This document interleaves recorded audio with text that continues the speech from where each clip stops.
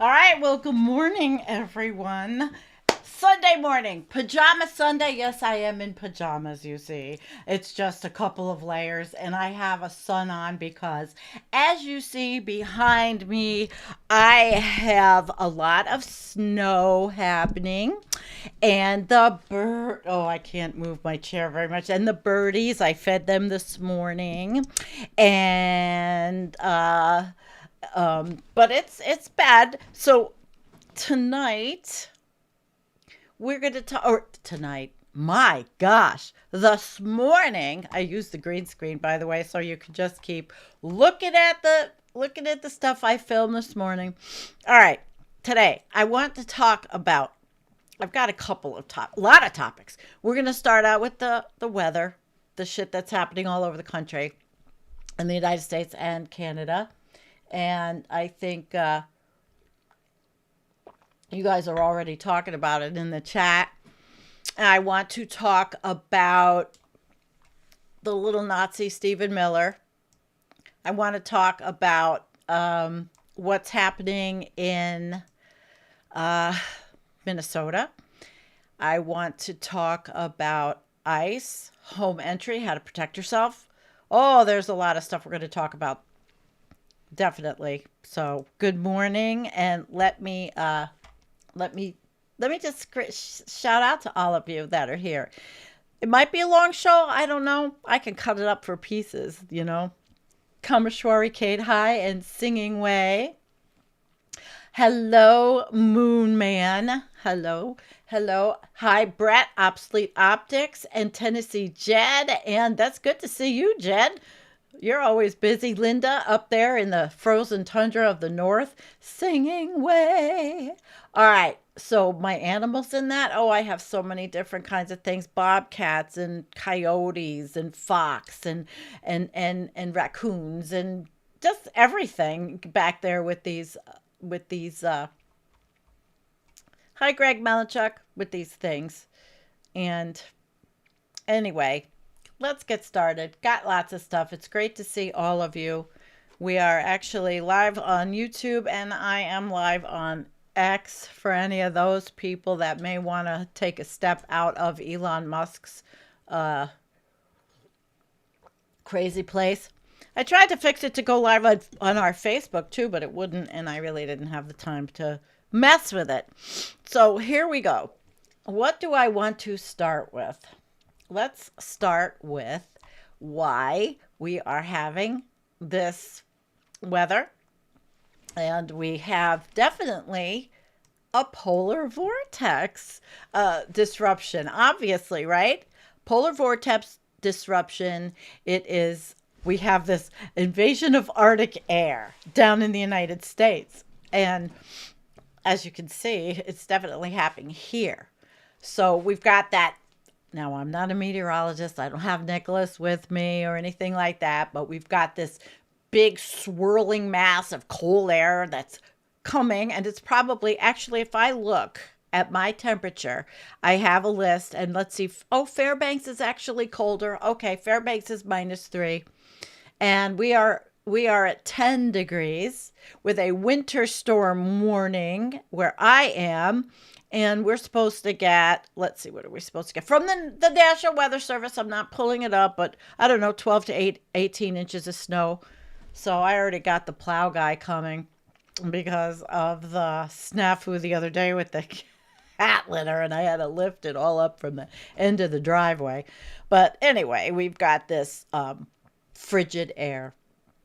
And basically what's happening is the polar vortex weakens. And we know we probably, you're all watching Ryan Hall, or you're all watching Max Velocity, or any of them, right? And I just jot down some notes on what the meteorologists have observed, and this was stretched, bringing it, and it's Eastern and Central. There's some real crazy stuff going on. I don't think I have any videos to show. Plus, I get a copyright if I show any of them. The only thing I have today, interestingly enough, which I will not have a copyright on, is the is what my weather is going to be. So I'm going to show this to you. For our Sunday forecast, snow all day long. Light in the morning, a little more moderate to heavy into the afternoon. Likely seeing around an inch per hour during this time frame here. Temperatures are going to be cold in the low teens. She's my favorite. And winds fairly light, 10 to 15 miles per hour. It's going to feel like we're at or below zero through the day. And that's across the board. How often do you see the Buffalo weather, 12, right? 13 degrees She's to 14 pretty good. to 15 degrees across the area between Niagara Falls, Batavia, and Jamestown. It's a big area. And look, they're showing everything. Our hourly forecast into our Saturday night and early Sunday morning, we'll start to see those light snow showers come on in. And that's just south of Buffalo, almost near the Erie County, Wyoming County border. Very light, continuing to be light. I know. Wait a minute. I have to moderate for the rest of the day, evening, and into the early overnight. Snow showers will still be with us on Monday. Let me see if I can make this smaller. This way. Oh, shit. And those higher hilltops will have a better shot to see. Hang on, obsolete optics. I want to get it. Okay. And then the cold is going to be with us for an extended amount of time. It's cold. Whatever happened to global warming is a common response to winter weather, but in certain patterns, climate change enhances the presence of cold in the U.S. Now, remember, that's what the idiot president said, that whatever happened to global warming, fuck him. I should really get that picture from yesterday up. Let's listen to her and we'll finish out. How much snow are we getting out of this? Sunday morning, we'll see the snow come in from south to north. We'll have a couple of inches as we get kind of going around 9 or 10 in the morning. By noon, it's only about an inch between Buffalo and Warsaw, a couple more for areas south from Ellicottville to Bradford. So we'll call it, say, 2 to 4 inches between 12 and 1 o'clock. Around the dinner hour, it will be a couple more. So this is added on top of everything. We'll deal with 4 to around 6 inches of snow towards Warsaw and Buffalo, and around 8 to 10 for areas near the state line. And by 11 o'clock, we're closer to 10 inches. Woohoo! That's nothing in Western New York. Have just a touch more than that. Now, this is a global model, so it doesn't do the greatest with some added lake That's effect, really what we need. Come off of Lake the Northern Ontario, Lights. along Lake Erie as well. The ridge tops between the Chautauqua Ridge and the Boston Hills will get a little bit more as well, but it's a pretty good generalization of what we'll end up getting as we head into our Monday afternoon and evening. Outside of those lake enhanced areas, we're not really dealing with snow. And so guess what, guys? It's gonna fucking snow! No, I'm just kidding. I'm in a mood this morning. I took a heavy duty ibuprofen. We are not okay. We really are not okay. All right, let's see if I can get this smaller. Give me a moment to figure out why everything is not the way it's supposed to be. And I'll fix it. You guys don't give a shit. You're just joining anyway. Here's how. Whoop. Brett the Weatherman. Here's how invariability, natural cycles dictate the overarching seasonal climate patterns, and at time, Arctic warmth forces cold air south. Yes, and it's happening right now. And you saw my favorite weather person. And we have it, now with the atmospheric pressure patterns, they block the highs and deep troughs. That's what the weather. I watch Joe and Joe's weather show. Old time weather guys from New York. And they talk about those highs and deep troughs. So the jet streams, it's distorted. And there it is, creating that pathway for all that hair. All that air to come down. It's pretty interesting. It's really interesting, actually. I have articles I could show. Maybe I will show. But I just want to see what you guys are doing. It's like really not... I didn't plan a whole lot. I did it all quickly. But I do want to talk about things. So let me set up. Let me see what I have, first of all. Have something. Okay, we will. I'll go to the other screen. Why not? Let's look at some of the articles that are out there. Hang on. My gosh. I have like not the greatest setup. I have two screens, but it's hard to move around. I need to figure out something a Our little Sunday bit better. forecast. Snow all day. And we certainly don't need her anymore. So I think we need to make sure that we have something not making too much noise. All right. Lots of stuff out there. Lots and lots and lots. We've got, I hope it's big enough for you to see, the Weather Channel, live updates, power outage. Holy shit. 27. Let's look at this. Power outages surged beyond 800,000 as Winter Storm Fern's icy, snowy siege expands. You know, people were talking about it, but I don't want to show the video. For millions from New Mexico to Alabama, Winter Storm Fern is at their door. Thick layers of ice are on the ground, and power lines and outages across the South are skyrocketing. All right. Obviously, those of you are here, okay? Your power might be on or you have solar backup. Looney Tunes is not here. He's in Louisiana. I don't know how far it was going to go down, but heavy snow is blanketing towns from Arkansas to Washington, and it's still coming down. At least 24 states have declared emergencies. Many roads and highways are impassable, and a staggering number of flight cancellations are piling up. So they're tracking it on the Weather Channel. Isn't the Weather Channel kind of right-wingy owned? Oh, well. 860,000, that's a lot. I'm so grateful I have the backup batteries, and there's one of you out there that is the most generous person on the planet who gifted me a beautiful backup battery for the basement, and I don't know if he wants his name. All right, I'm putting a couple of stars in things I just saw over there. But here we go, Nashville, Tennessee. Oh, well, they suck anyway politically. Well, no, I have friends in Tennessee. I never wish for harm on anyone, really. You know, I really don't, except for there's a couple of people. But I don't know them. They're in politics, and we're going to talk about one, the little Nazi Stephen Miller. Nashville Electric Service now ranks first nationwide for total outages with nearly 200,000 homes. So this is Nashville. Wow. Mississippi. In Benton, every single customer is without. And the two hard-hit areas sit squarely in the bullseye of the ice accumulation forecast. So let's see what that was. Oh, fuck. Oop. Sorry. I don't understand. I don't have an ad. Again, there's that pin showing the freezing rain. This is after you. Now, this is different than the weather, and I don't know if I'll get a copyright, so I'm just not going to play it. I don't know how the Weather Channel is, but they're showing. Then, of course, you got the ice. They're showing, and you could hear the system audio today, the day it's working.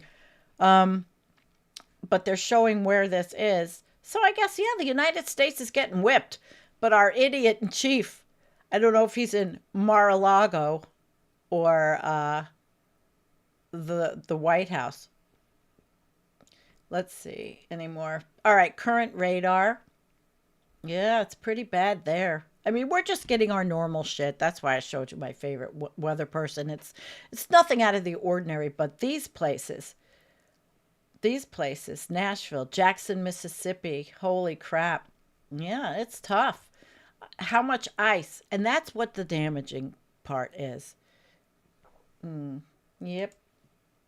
We have a huge country with an incompetent federal government staffed by a global criminal syndicate masquerading as a political party. Yep. Not wrong there, hun. Not wrong there. Okay. Let's see, where else are we going to go? Things to know about ice storms. Yeah, they suck. How's that? Damaging ice chance. Wow. This is yuck. And Antonio is in some of this. I haven't even talked to him today. Jeez. We should try to get him. but he's probably sleeping in. Dangerous travel conditions. And then here's my area. Well, but we're getting, it's not abnormal. Maybe we'll get 15 inches. I don't know. It's snowing like crazy. It really is. So, but we know that, it's that. Well, what's feeding it? The Gulf of Mexico, the moisture drawn downward. It comes down, and then the Pacific gets cross. Pacific moisture gets taken across, and the collision of the Arctic air and that moisture is what is making this system crazy. It's really making it dangerous for people. My friend lives in Virginia and she's all worried about losing her power and being cold. And I had tried to help her figure out what she could do. She can't afford a backup battery.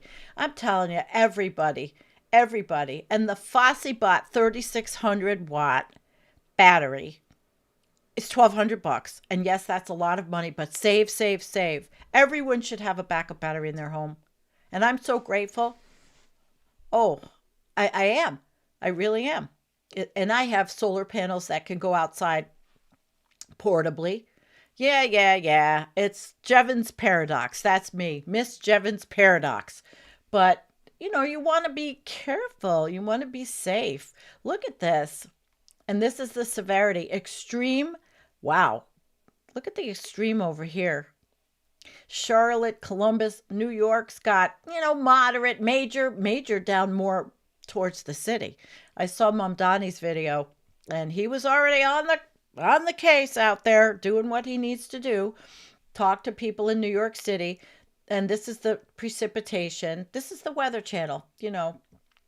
Anybody want me to stick in their zip code? What's unusual about this storm, see, I can't read your, for us is that our storms always come from the west and this one is coming from the east. Wild. It is wild.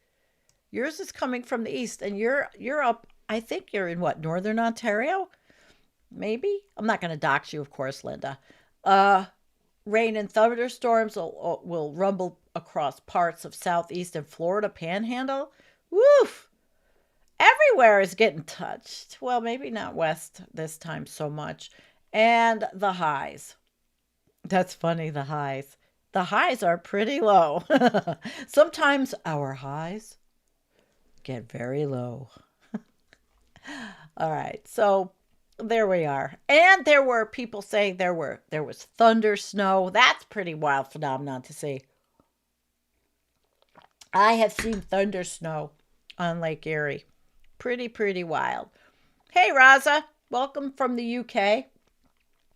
All right, so Mobile, Alabama, and maybe. I don't know where Looney is. I wonder if he has no power. Really quickly, I'm looking on my phone on the Discord to see if I heard from him because I do. And I'm going to ask him, is your power out? If it is, I won't hear from him, right? All right. So there were hurricane hunters getting data. It was pretty cool. They're out there also for this. All right, let's see, what else did I have? There are other articles. So basically, we know we are in a storm. It is winter, and that's the way it goes. But, the worst part, of course, is the ice storms. And that's where I feel the worst for people is the ice storms. And the grids aren't ready. Somebody said it in there. The grids aren't ready. But let's see, 22 minutes ago from Austin. Let's see what's going on in Texas. I mean, I don't know why, but Austin seems to be everybody. You know what? I'm getting really tired of this. I can't subscribe to everything, and that's all I know they all need to make money, but I can't. And I don't subscribe to anything anymore right now. I can't. Central Texas. They're pretty messed up. So because I can't get the article I wanted, I won't use it. But well, here's a south. This is Austin. They're not typically used to this. Sleet covers the Circle C Ranch neighborhood in southwest Austin. Looks to me like an overshoot. Texas is just really, really growing. And there's their news person. All right, that's Texas. Let's see where else I can go. Let's see where else I can go. I don't want that part. Well, I lost what I wanted. All right, here it is. We won't lose it. I'm not going to lose it. Oops. I'm not going to shove it down either. You can tell how ready I am on lately at all. All right. CNN. Yuck. That's 5 hours ago. I'm not watching CNN. I don't really watch network too much. I can't stand network anymore at all, but I don't get it. I don't get cable. I have no cable. Yeah, that's right. That's right. Sam Mitchell, my real good buddy, was one of the biggest players in Austin, Texas around the turn of the millennium. In the harp, in the music scene. Absolutely. And he still goes back. He went back this year, but it's not the same when you leave. And now he has Bugs in a Jar Farm, and he's a snowbird also. Channel is Collapse Chronicles. So there's a lot of stuff going on. We're not going to look at Fox News. No. Trump approves emergent. All right, let's look at this one. Trump approve? Oh, come on. I can't do this. Everybody, I know they all need money, but I don't even know how do you. Okay, I don't have an ad blocker, right? I doubt it. I'm not in Safari. I guess this probably happens to all of you. But I can't look at anything because everybody wants you to subscribe. So I guess we cannot look at the Courier Journal, obviously. We're not going to be able to see. Well, the only way you can see it is if you go on to, all right, it was Kentucky. That was Kentucky. So forget it. I'm not going here anymore because there's just, everybody wants something and I can't do it. But that's very interesting that Trump said he called something an emergency. Let's see here. Can we get through this one? Nope. Nope. All of them. I don't even know where my ad blocker is, quite frankly. I really don't. I don't have a clue. Oh, shit. Now, Business Insider's giving us a look back. Look back at 19 of the biggest winter storms to hit the U.S. in the last century. Well, that's an interesting take, Business Insider. We have, why don't we look at this? Why not? Why not? Historic blizzards have caused fatalities, major damage, and lasting infrastructure changes. There was the Great Appalachian Storm of 1950, killed 383 people and dropped 62 inches of snow, a staggering 189 inches of snow on Mount Shasta in California in 1959. Holy shit, I'm kind of glad I ran into this. This is all right. So now, of course, we were talking about the a prehistoric storm. Did you hear what was coming out of my mouth? I swear to God, I must be Donald Trump incarnate. Maybe I'm having early dementia. It's a historic winter storm. Winter storm Fern. Let's see okay, here we go. Let's get into the nitty gritty here. Of course, they're not going to talk about the climate change influence. They're not going to talk about the warming Arctic. They're not going to talk about the temperature gradients. They're not going to talk about weakening the jet stream. They're not going to talk about low Arctic sea ice. They're not going to talk about loss of albedo, although I will say Lake Erie is almost all frozen over. So Western New York has lots of the albedo effect right now. It does. But yeah, they're not going to talk about any of that. But let's look at these. And let me get my thing back. All right. This was the Knickerbocker storm in 1922, which 2 feet in Washington, D.C. And people in D.C., look at the old cars. Can you see big enough? Tell me, let me get your things up. Can you guys see big enough? Because I don't know if I can make this. Yeah, right. Listen, the day somebody has to wipe my ass, I'm done. So this was a blizzard in DC. They had no warning. Guess what, guys? The residents in 1922 had no warning. Well, if the orange turd keeps up all of the cuts to the National Weather Service, the NOAA, NCAR, and all that, we won't have any more warning either. We'll have to get it from the European models because Europe and Canada will be the only ones with any sense. And we're not even going to talk about the Middle East till later because I do have something to talk about. So this is, they had 24 inches of snow, no warning. It was named Knickerbocker after the Knickerbocker Theater in Washington, which collapsed because of the snow's weight. That killed 98 people, and they were inside watching a silent film called Get Rich Quick Wallingford, and it left another 130 inches. So can you imagine your 1922? Take yourself back to the days of really nothing we have now. Going to the theater was the only thing you could do, and the movies, they were black and white, and they were it was a simple time though. Of course, MAGA would love us to go back. Not what I'm talking about. But just imagine sitting in the theater and all of a sudden you hear all that noise and boom, the roof just caves right in. Either you're dead or somebody near you is. Holy crap. That's pretty scary. And then there was the Armistice Day blizzard of 1940, which wow, this was having winds of hell. And this was 26 inches of snow. And this was in the upper Midwest. And again, without much warning, just like tornadoes. Temperatures dropped, snow began to fall, and the winds of hell, as reported by the Milwaukee Journal Sentinel, they began to blow. 26.6 inches of snowfall were recorded back then. Yep, the winds of hell. We get the winds of hell this year, and I'm so surprised that there's a tree that is right by my driveway that'll go right, it's kind of dead, and it'll go right over into my outhouse. Don't want that to happen. But I didn't have anybody cut it down. And the guy that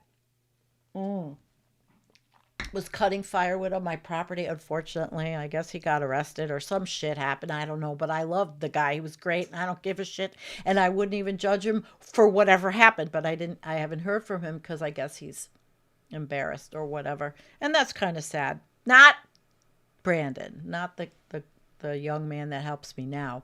He's amazing. So this killed. Oh wow. Now this was November 11th. Okay, so what's happening in Minnesota now? We're having a storm.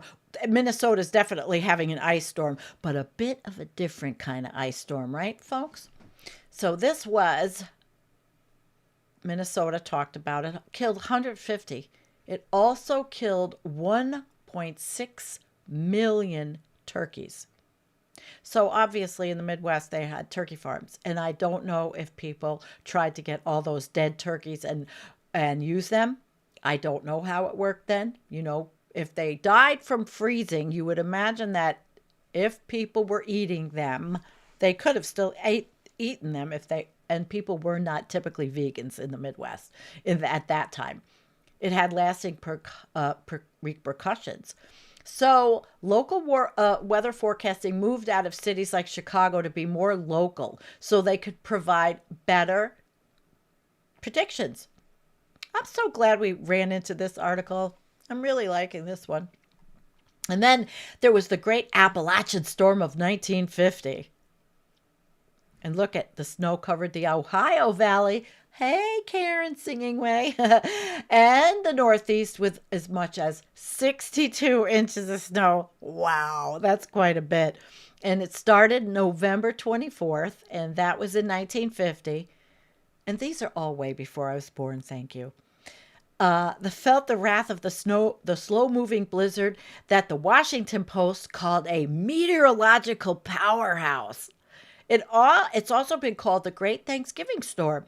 It covered an area from West Virginia to Pennsylvania and buried parts of it under as much as 62 inches of snow, per the National Centers for Environmental Information, which probably doesn't exist anymore under the Orange Turd administration. High winds with gusts of up to 160 miles an hour knocked over trees and caused almost a million power outages. So in 1950, what the grid looked like probably looks a lot like where I live, rickety wood, which is fine with me. We don't want the updates. We don't want smart meters. We don't want any of that shit. It killed at least 383 people, cost hundreds of millions of dollars worth of damage. In today's money, of course, they had to put, and became a weather prediction case study. Very interesting. So meteorologists, they probably study this when they go to school for meteorology.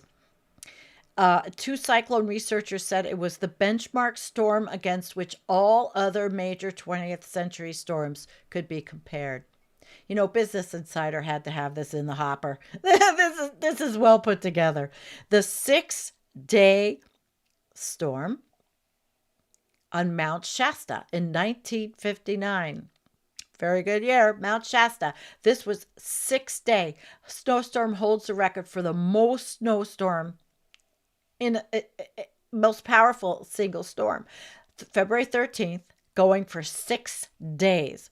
189, 16 feet fell on Mount Shasta in California. And, you know, we know that in northern Russia, in the Siberia areas, they just had insane snows. I don't have any of that pulled up, but they just had insane snows where the pictures of the kids that were climbing up 4 stories outside of snowbanks and riding right down the snowbanks. 4th story of their building. But this holds the world record for the most snow falling in a single snowstorm, according to the Chicago Tribune. Since it fell on an uninhabited mountain, no deaths occurred. 16 feet.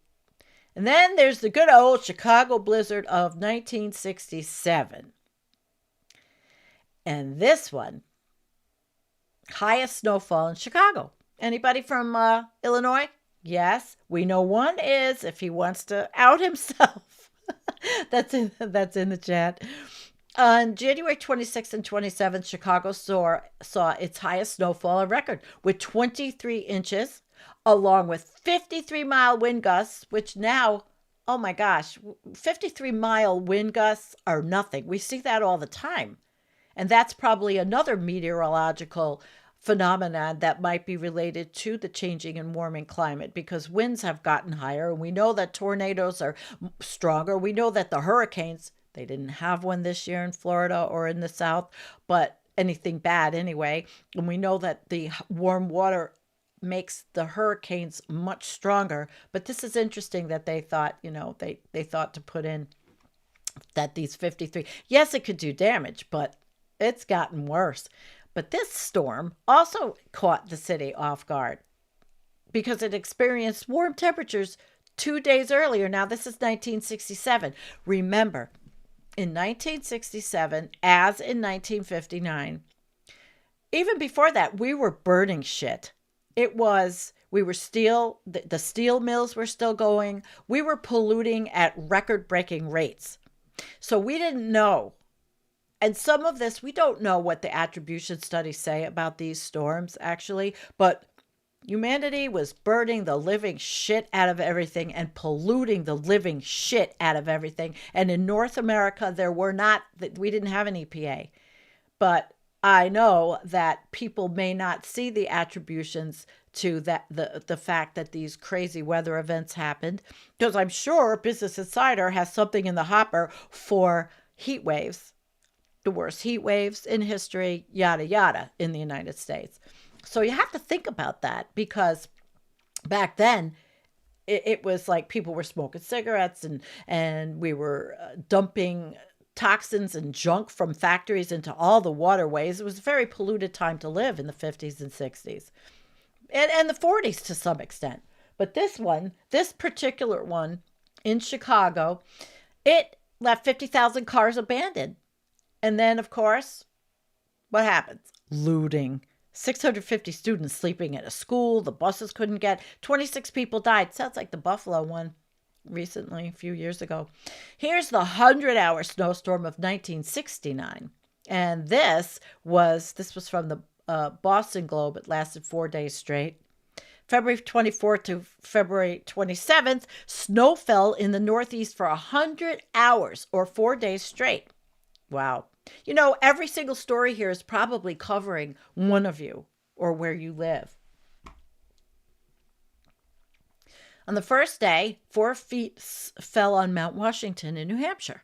Another 4 feet fell over the next few days. Boston was hit with 26.3 inches and Portland, Maine had 26.9.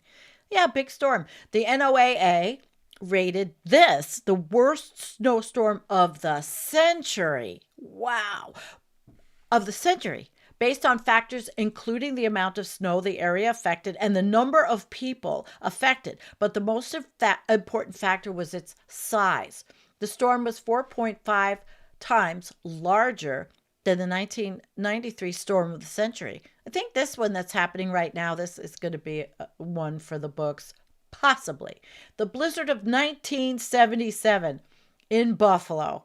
Now, I didn't live in Buffalo at that time, but I do remember this.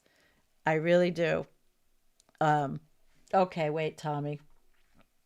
I want to get, yeah, you got a point. More polluted now. It's just that most of the pollution has been outsourced. Sure. Yeah, sure. Of course, I believe that.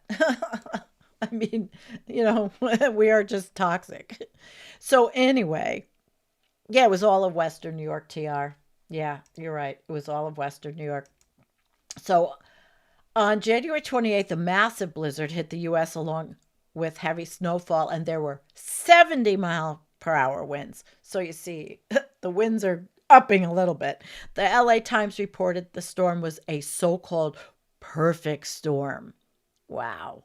Once in a generation weather system, combining an unlikely compilation of high winds and avalanches of snow and frigid temperature. The storm was brutal in Buffalo because snow had fallen for 28 days before the storm, piling up on Lake Erie, perfectly placed to blow all over. The storm remained in the region for 3 days. You know, I moved to Buffalo area right off Lake Erie in 1993. What was I thinking? And at that time, I honestly really didn't know a lot about lake effect snow.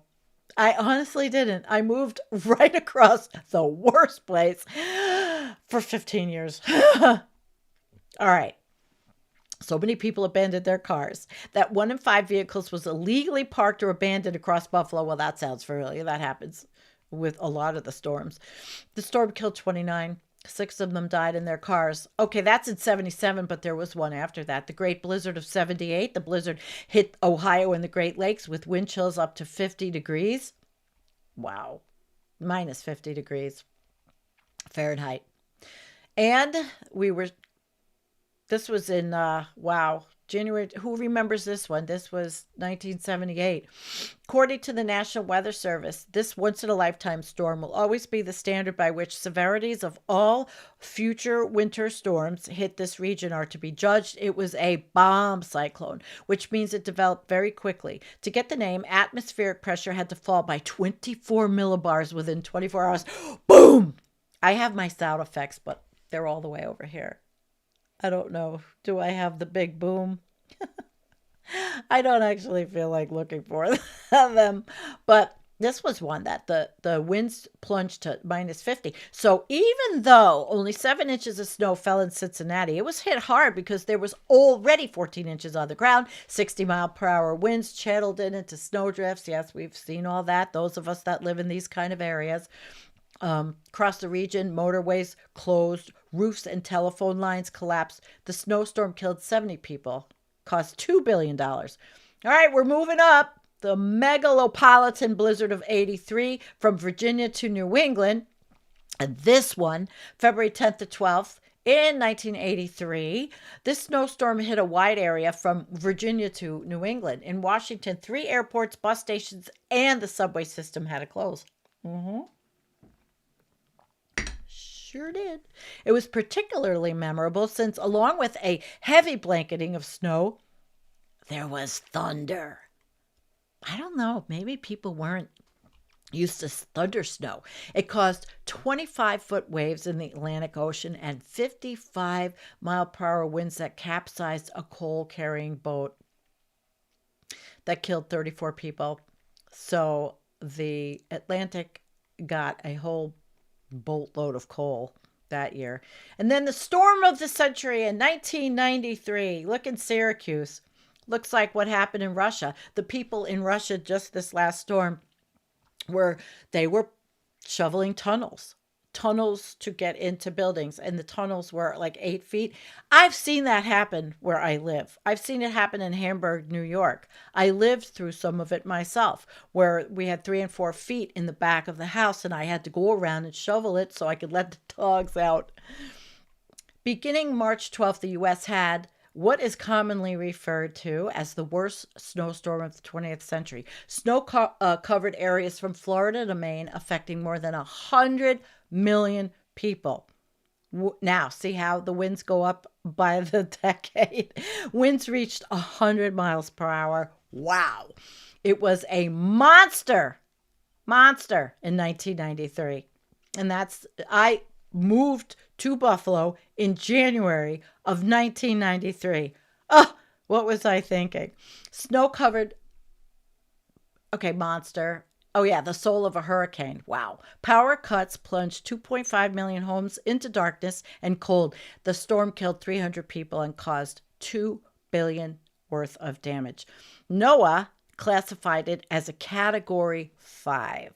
Wow. It was the second highest rated snowstorm, despite its name after the 100-hour snowstorm in 1969. In Syracuse, up the road from me about 2 hours, maybe. Just under 43 inches of snow fell, while 20 inches fell through much of the Northeast. It caused swells that a Coast Guard official told the Washington Post looked like a big washing machine. You know, I remember that, and I do remember asking my first ex-husband, why in the fuck did we move here? Seriously. We moved for a better life, and I will say, I love Buffalo area. I love Western New York. The blizzard of 96, another one, 2 feet of snow in some areas in 96. From January 6th to 10th, this vicious storm forced then President Bill Clinton to shut down the government and declare 9 states and D.C. as a disaster area. Well, doesn't it seem like our government is pretty much shut down? Because I don't think it's like that in 1996. The government we have now, even though Bill Clinton was a creep, our government now is completely different, obviously. Heavy snowfall blanketed much of the eastern seaboard with 20 inches, while Newark had 28 inches fall over several days, and Philly had 30 inches. The storm caught some people off guard, and more snow to return. Buildings collapsed. Barns, a church in Harlem, oh my God, collapsed. 4 people died from heart attacks while clearing snow. 154 people. And then 2003, the President's Day storm. Wow. This one. Look at that. Broke records for the most snowstorm in Boston. Now it's starting to be where my memory banks are definitely included. For 3 days in February, including President's Day, a snowstorm caused delays and deaths across much of the Northeast. It began as a rainstorm before the wet weather met the Arctic cold air and turned to snow. A lot of it. In Maryland, a state highway supervisor told News, it's no man's land out there. It looks more like Siberia than Maryland, right? Oh, God.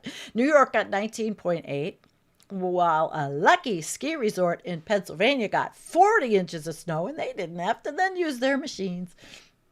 In Boston, 27.5 inches fell in 24 hours. And that broke the city's record for snowfall in a single day. 28 deaths. Phew. 2,000 flights were canceled. And then there was another one, 2006. They just keep going. 2006 was New York City. And I also remember this one, a massive snowstorm, 1,200 miles long and 500 miles wide, blanketed much of the country from North Carolina to Maine. Winds were 60 miles per hour, up 27 inches of snow fell, and more than 220,000 homes lost power. So this was another one with thunder and lightning, thunder, snow. Again, hundreds of flights were canceled and thousands delayed. And then there's good old Snowmageddon in 2010.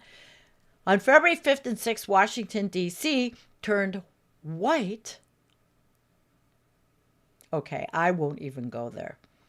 As snow fell uninterrupted for 30 hours, just 32 inches of wet, heavy snow were recorded. The snow's weight caused power outages for 200,000 properties, as well as the collapse of several churches and an airport hangar. What's with the church roofs? If they're getting all that money, these must be poorer churches, because you know those mega churches get the in the millions and millions and millions. You know they have better roofs. So it's the poorer churches that have collapses. Virginia, Maryland, Delaware, and Pennsylvania all declared a state of emergency. It was Snowmageddon by a group called Capital Weather Gang, because Washington was not equipped to deal with so much snow. The name was solidified when former President Barack Obama. Okay, then there's another one. The Christmas blizzard in 2010, which was 30 inches of snow in New York. That was another one that was quite interesting. 29 inches of snow, and they had 60-mile-per-hour winds causing whiteout conditions. Back then, it was Michael Bloomberg. He told reporters, it's hard to stand up in 50-mile and 55-mile-an-hour wind, and particularly when the ground under your feet is slippery. So this is really dangerous. While it wasn't as savage as some of the other ones on the list, it hit just after Christmas, of course, causing travel chaos. And then Snowvember. Okay, this one I completely remember. Snowvember of 2014. Because, holy shit, this was an insane one for me. The storm covered Buffalo, New York in over 7 feet of snow. Beginning on November 17th and lasting 5 days, the snowstorm battered Buffalo.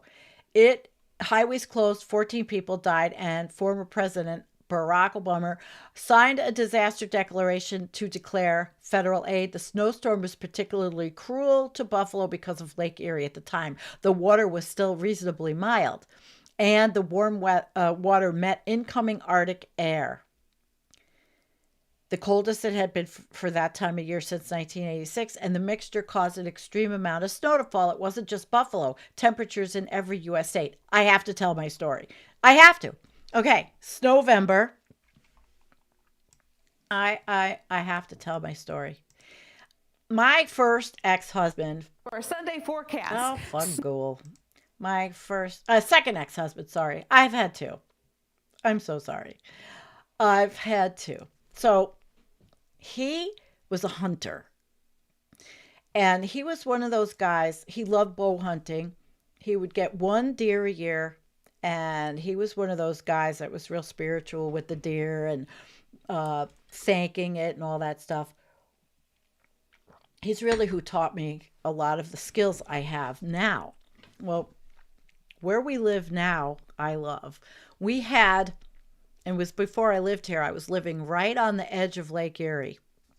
I had a townhouse that I had bought after the first divorce. But anyway, I still had it. And we were living there. We didn't live here yet, but we had a hunting camp here. I don't have any pictures of it, but it was a trailer, and he had built a big roof over it. It was actually pretty nice.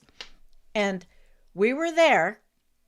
and we had only for the weekend.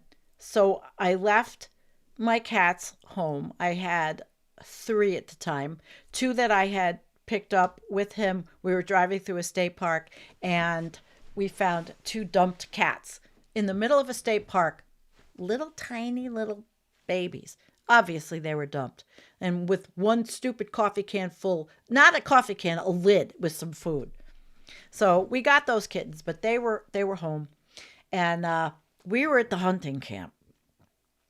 And it wasn't rain, it was not snowing. It doesn't snow down here like it does up there. Not quite. And I called my friend Lisa to go over and take care of the cats. Well, she did. Love the girl, but I couldn't get in the house when I left the hunting camp. I couldn't leave. First of all, I couldn't leave because the roads were closed, and I'm freaking out because she couldn't get over there, and the cats were there, and it took me a couple of days to finally leave, and I was really, really pissed off, and I left. And I was driving through insanity. I mean, it was really crazy. As I got closer and closer to home, the snowbanks got higher and higher and higher. When I drive to Buffalo, I drive through all the back roads, which have real big windstorms and all that. It was insane. I got home, and the snow actually was halfway up my garage door. It was all the way up the front steps of this townhouse. It was a tall townhouse. Literally, I didn't even have a shovel. I borrowed a shovel and I had to start shoveling to get in the house. Well, my lovely friend turned off the garage door opener. It was a battery-powered electric garage door. I couldn't get in through the garage, and I did not have front door keys because the front door was fucked up. Like every house I have, there was always something wrong with it. I couldn't get in the front door either. I couldn't get in the house. I'm standing there. Literally, there was feet of snow. I lived right on across the street from Lake Erie in the snow band. There, I wish I had the pictures pulled up. I didn't even know what I was doing today, so I would have because they're pretty good. I couldn't get in my house, and I'm freaking out because the cats are there. I made it all the way home. It took me like 4 hours to get home. I had to go around road closures where, people didn't really want me to. And I was like, well, tough shit. I have a four-wheel drive. I'm going. So what happened? One of my neighbors came over.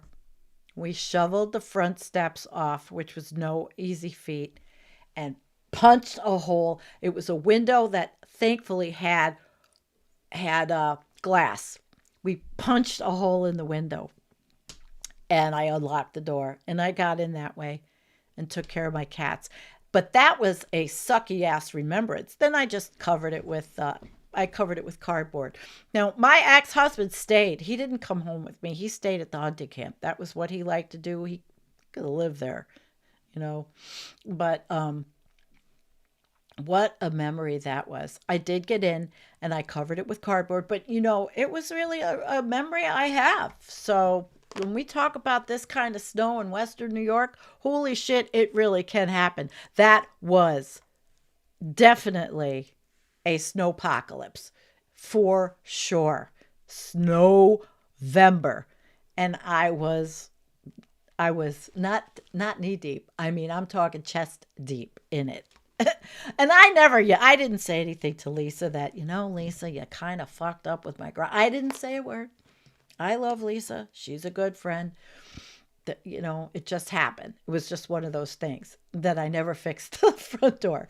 And so let's move on now that I told you my lovely story about being having to drive through. And it was not easy. Like I said, it was really sucky. I mean, this drive from where I am now to Buffalo is all back roads except for the last 15 minutes. Seriously.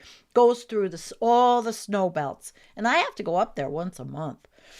So this one, Snowzilla. The names get so interesting, right? Snowpocalypse, Snowzilla. 2016 dropped 42 inches of snow in some places. This January winter storm, as known as Snowzilla, affected 102 million people and killed 52. A massive amount of snow fell. 24 million people were estimated to have come in contact with over 20 inches. Glengarry, West Virginia had the most. 42 inches in West Virginia. Oh, wow. North Carolina, the storm's ice and wind knocked out power to at least 150,000 homes. In Delaware, wind gusts were recorded at 75 miles an hour, and New Jersey had intense flooding. Water surging higher than it did during Hurricane Sandy. That is intense. That's pretty intense. And don't forget, guys, can you please give me a thumbs up for the algorithm? Thank you. Thumbs up for the algorithm. It helps. I think the algorithms just hate Environmental Coffee House, but we try. And then the Bob cyclone of 2018. This one, 60 million people. And that was in January, covered 2,500 miles across the U.S., affecting 60 million people, along with heavy snowfall, 50 miles an hour winds. The coast was rocked by swells, made even worse by unusually high tides. In Boston, you remember this one? I remember this. In Boston, a 3-foot storm surge smashed against the city. I believe I talked about this on Environmental Coffee House. The storm caused more than 1 million children to miss school and 4,000 flights to be canceled. And then the good old polar vortex of 2019. This one brought the temperatures as low as minus 66 degrees Fahrenheit in January. Cold air from the Arctic, much like today, descended into North America, killing 21 people. Almost 2,000 flights were canceled. Hundreds of schools were closed. It's a weekend now. And hundreds of cases of frostbite and hypothermia were reported. That's no fun. I was out for like 15 minutes when it was -3 the other day. And I didn't put my bigger gloves on. I came in, my fingers at the end, literally, they were hurting. I stuck them. I went to the wood stove, and I have 2 pots of warm water on the wood stove, and I just dunked my hands right in there, warm them up. Across the Midwest, more than 30 cold temperature records were broken. And the city of Rockford recording -31 degrees Fahrenheit. Wind chills in Minneapolis, St. Paul plunged to -65 degrees. Well, isn't that a good segue into talking about what's happening in Minneapolis? What a perfect segue. But, you know, let's see what you guys are talking about. You are having... All right, let me change this and get the screen over here so we can look at some of your stuff. We are having a massive ice storm over much of the U.S. that does not have the equipment or salt to handle it. And yeah, that is the tough part. People are not ready for this. And we're going to see this one in the Business Insider history of storms, I'm sure. Hope all are prepared to be snowed in. How you doing on a bathtub full of ice? I have a bathtub full of water, not ice. In fact, let me do this because I'm cold in here. All right. And what's Tony saying here? One thing I should point out here is as follows. If you stare out your bedroom window at the snow-covered earth under the bright light of the sun, you may go snowblind. Okay. All right. Okay. Let's not forget people actually choose to live in this madhouse. Well, obviously, I am. I am. Okay. Let's see. Hi, Nadia. I don't know what you're talking about. I'm just saying hi. All right. And hello, Robert Forsyth. I see you in the chat.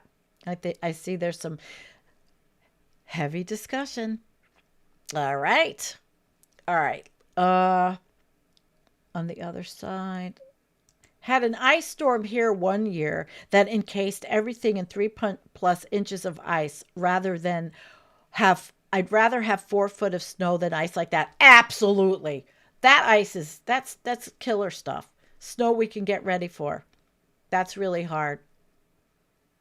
And all right, let's see. Hi, boiling up a nuclear or fossil plant to transform into electricity to travel to be turned up into heat again Mindless decisions ages ago. Oh my God. We've been making mindless decisions since we walked upright.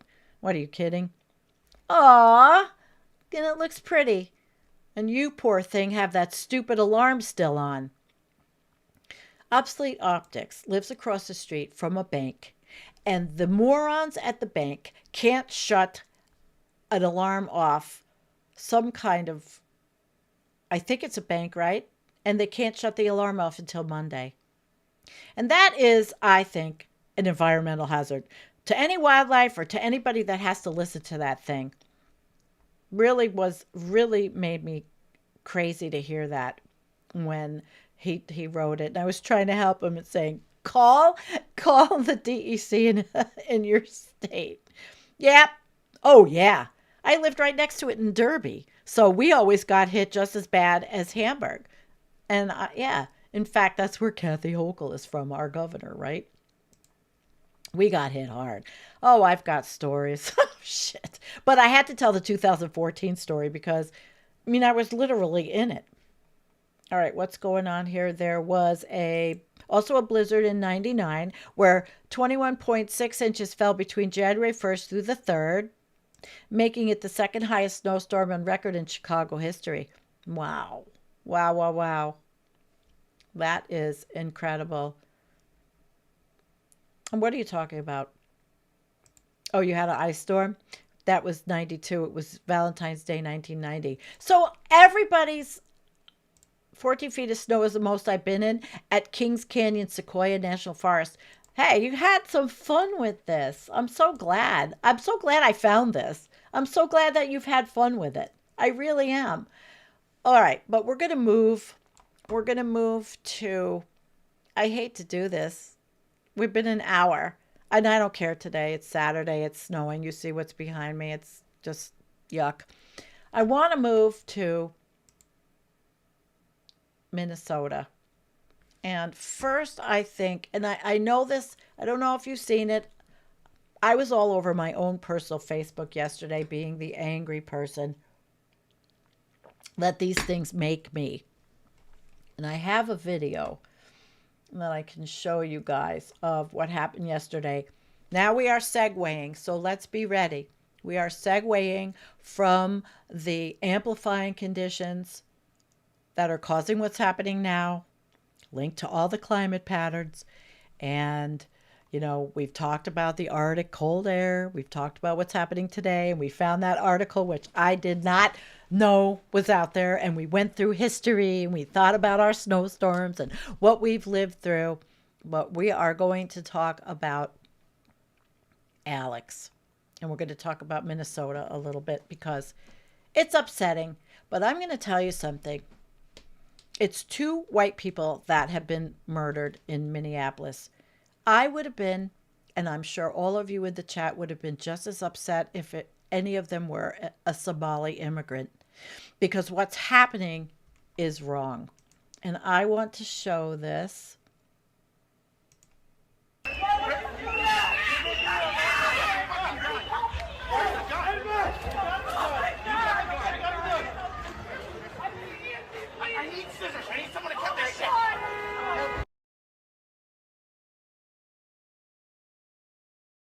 I want to show it again. See what happened?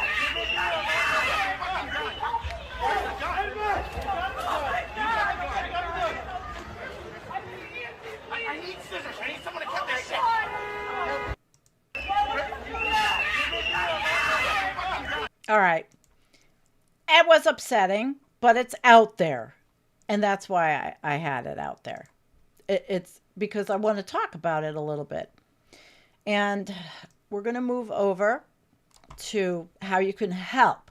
There are lots of things people can do, but this is not just, yeah, wait, where's Obsolete Optics? He had a good one there.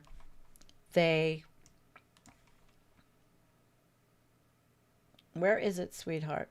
Okay, yeah. They cut his zip ties to make it look like he reached for his gun. Listen, this whole thing is ridiculous. It's crazy. Well, ridiculous isn't even, that's not even a good word. But I wanted to put this up Letter Hack shared it. Matt shared it on his Discord. And here are some ways you can help Minnesotans as we defend our communities from ICE. In-person actions are geared toward Minnesota. But much of this list, it applies regardless of where you live. There is a lot to do, and we're going to get it done together. If you would like something to be added, this is from Reddit. Reddit, Minnesota, okay? So think about your state as you are. Oh, Looney Tunes is with us. Wait. Where are you? I'm going to pull you up. Okay. ICE is kissing Trump's dick every single day. Yes, of course. Ugh, disgusting. But there's all these things. I don't know if it's too small for you to see this, but you can donate money. There's Immigrant Defense Network, Immigrant Law Center, COPL. So there's lots of places. And I will say, Leisha Miller, who is a YouTuber, I think she's very progressive. I like her presentations, had a fundraiser on her channel that raised $35,000 for immigrant support in Minnesota. That's incredible. Okay. I could only wish I had a channel like that, but she's very good. She stays exactly the same. You know, her shows are similar. She's got that script down, you know, whereas I'm all over the place. Because I do what I want. I obviously don't have the winning formula. But there's Minnesota Immigrant Rights Action Committee. There's the Interfaith. I mean, there's tons of stuff. I will put this link in the show notes, how you can help. Immigrant Support, which is what she did the fundraiser for. I don't know which one, but this one looks like Immigrant Defense Network. Looks like a 90 people, 90 different organizations that can help. They're based in Minnesota. It's growing. Statewide network of 90 plus nonprofits, grassroots groups, and advocates developing new rapid response and movement building strategies through deep collaboration and coordination. And if you don't think in the United States you're going to need this kind of activism support in your state, you're sadly mistaken. It's because you're going to. You're absolutely going to. And here we go. Food support. Some of the following food orgs are taking donations. So there's all kinds of groups. Minnesota is showing up. Minneapolis, St. Paul, these people are showing up for each other in ways that we never dreamed we'd really have to, because we never dreamed that our government would be at war with us in the cities. Did we? Nope. So there's lots of community aid, Twin Cities mutual aid. I'm not sure. Let me look on my phone. Hang on a second. I don't know if you can see it. It's hard for me sometimes to help you see some of these screens because I can't make them bigger. But you can donate blood, volunteer your time, reach out to your neighbors and connect with any of the organizations above, connect with a church or a mosque in your area. Connect with your local school's admin office or their PTA. Then there's the activism. Find an official protest. We know how many there are. Join the effort to stop Hilton from housing ICE. Find people in your area. I mean, this is just, contact your representatives. This is just, it's all good stuff. So that's what can be done. That's what can be done. And now we're going to go to Shitter X. Blech. But I have my bookmarks. It made it easier for me to do this.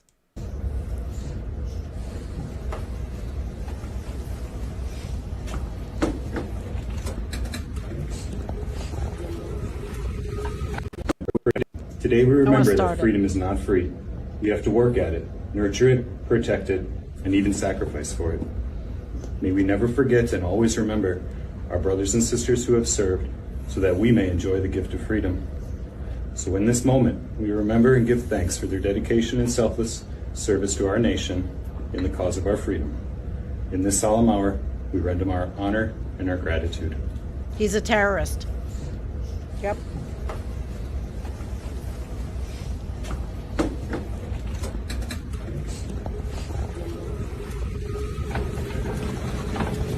Today we remember that freedom is not free.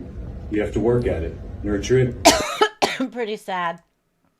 That's not a terrorist, is it? No. And, hang on. It's dry. I need to clean my humidifiers. Ugh. This is the gun that Trump, Noam Bovino, and every other administration official claims the victim was brandishing that justified him being pushed, tackled, shot, and killed. A phone. Yep. Yep. So we know how awful this is. And you know, I am just like Alex. I am a legal gun owner. I have concealed carry. If I went and I wanted to holster something, I could. You know, it doesn't mean I would pull it anywhere. I never take it off my property for the most part. But the whole point is he was legal. And they lied. They lied. And why do they lie?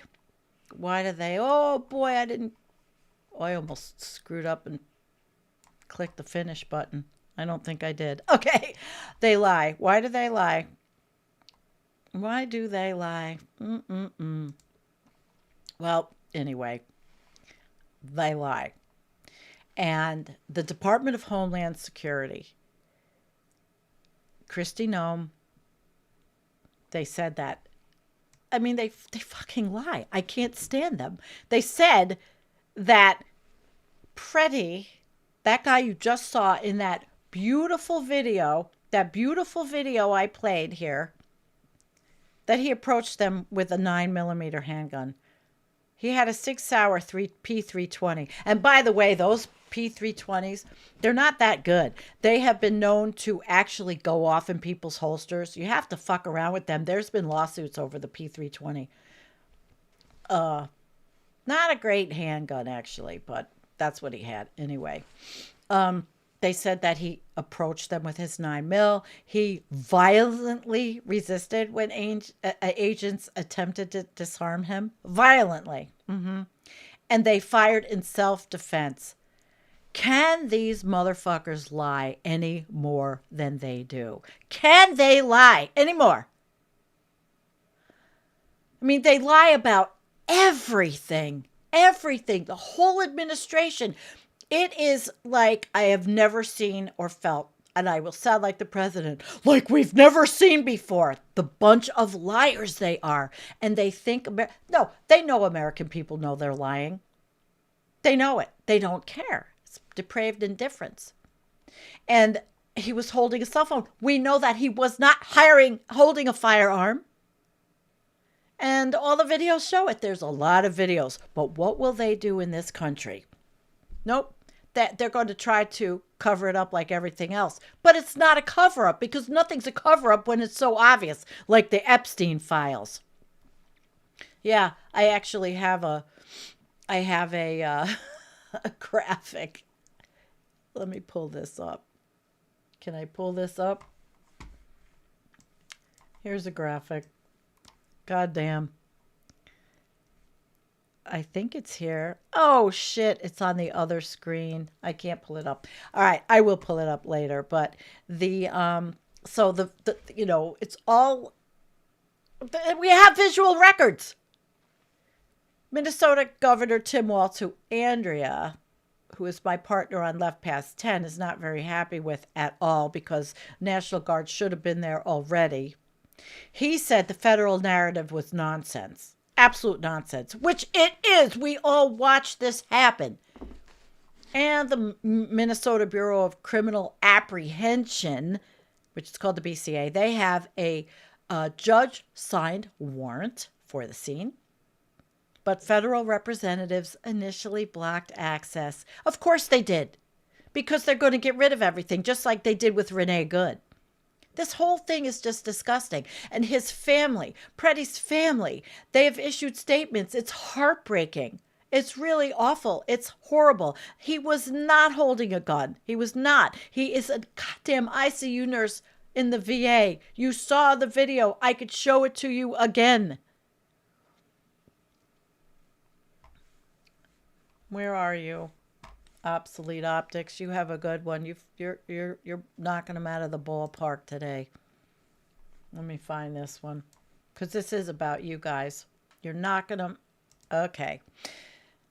Yep, that's it. No, they know. No, they know. We know they are lying too as well, but they are still lying. In our country, the lie has become not just the moral category, but the pillar of industry in this country. Alexander Solzhenitsyn. Thank you so much, Brett. You're on fire, Brett. Brett's on fire today. Woohoo! I love it. I love it. So life. If the P320 was banned because police use it, that I believe that they've been reissued to ICE. I remember, seeing a news segment about that gun. Absolutely. A lot of police departments didn't want to use it because of the misfiring. But then Sig Sauer, in the lawsuit, they came back with saying, well, these people weren't handling the gun. There was one idiot that literally put a fucking loaded gun with the safety off on his kitchen table, and it went off. Shit happens. You have to be so smart and safe when you are a gun owner. You can't be an idiot. You have to think about everything when you have a firearm. It's not just fun and games. It really isn't. It's a responsibility. And if you lived in New York, you'd know, because the SAFE Act, you get training. Everybody should get training. And I will say there's a whole lot of lefties crawling out of the woodwork here.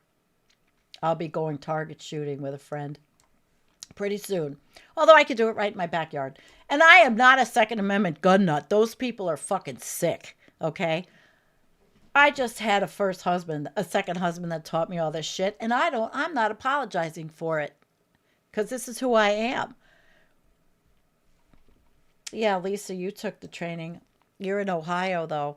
You don't need much there, and that's wrong. I think the SAFE Act is really, really good. Of course, everybody's angry about Minnesota. Yep, absolutely. So, okay. All right. Anyway, my opinion with what happened is that, they lie, we know it.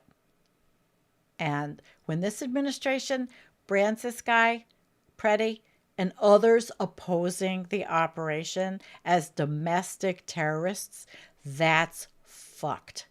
And the language is meant so that these people, and this was not ICE, by the way, this was Border Patrol that killed him. What the hell are they doing in Minnesota? What are they doing in Minnesota? We are not domestic terrorists. And you know that we did a show, we've talked about NSPM-7, which is very wide, gives a very wide berth for this particular authoritarian fascist government to do this. I am not a domestic terrorist. I am a person that likes to talk about what I see is wrong. But they, of course, could say that I am talking against the government, which I'm not. I'm talking against this regime. I don't like this regime. I don't have to agree with them at all, because that's my right. And of course, the limping along Democrats, they're calling for investigations and reforms. But they voted, 7 of them voted to fund this ICE even more, which I guess is an umbrella for Border Patrol and, a lot of things under that. But this is we are polarized. And what people don't understand, I wish that people would just get off the Fox News and get off the CNN and get off the mainstream media and realize this is not us against us. This is the oligarchs. This is the real deep state, the real dark people manipulating us to hate each other. Brainwashing. At least 10 years since Orange Turd came in, brainwashing us to hate each other. And we talk about MAGA morons, and I don't like people that are MAGA. I don't like their politics that support Trump. There are people that you can talk to that are MAGA that don't talk about it. But god damn, now it gets too hot. All right, there are people that are MAGA that don't talk about it. It's few and far between because it's an identity, as you've seen in some of the pictures I've showed of people where I live that still have Trump signs up or a flag that don't, but there's not as many. But they want to keep us polarized. So we'll see what happens with this federal judge, because there is a temporary restraining order prohibiting the Department of Homeland Security from altering or destroying evidence, which they won't listen. They have no respect for any of the democratic norms of this country. So basically, we know there's all those contradictions. All of these are contradictions. Lots of testimonials from people that are there, and DHS is probably the worst. They are unreliable. They're not accurate. And they always deliberately frame everything wrong. They lie. Come get me. You fucking lie. And we all saw it. Okay. So we went through Minnesota. Now let's look at this cute one. This was really cute. Let's see if I can make this bigger. Okay.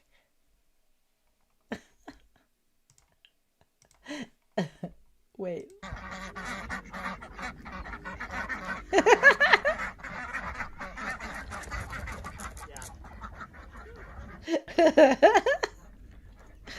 Let him out, guys. Aren't they cute?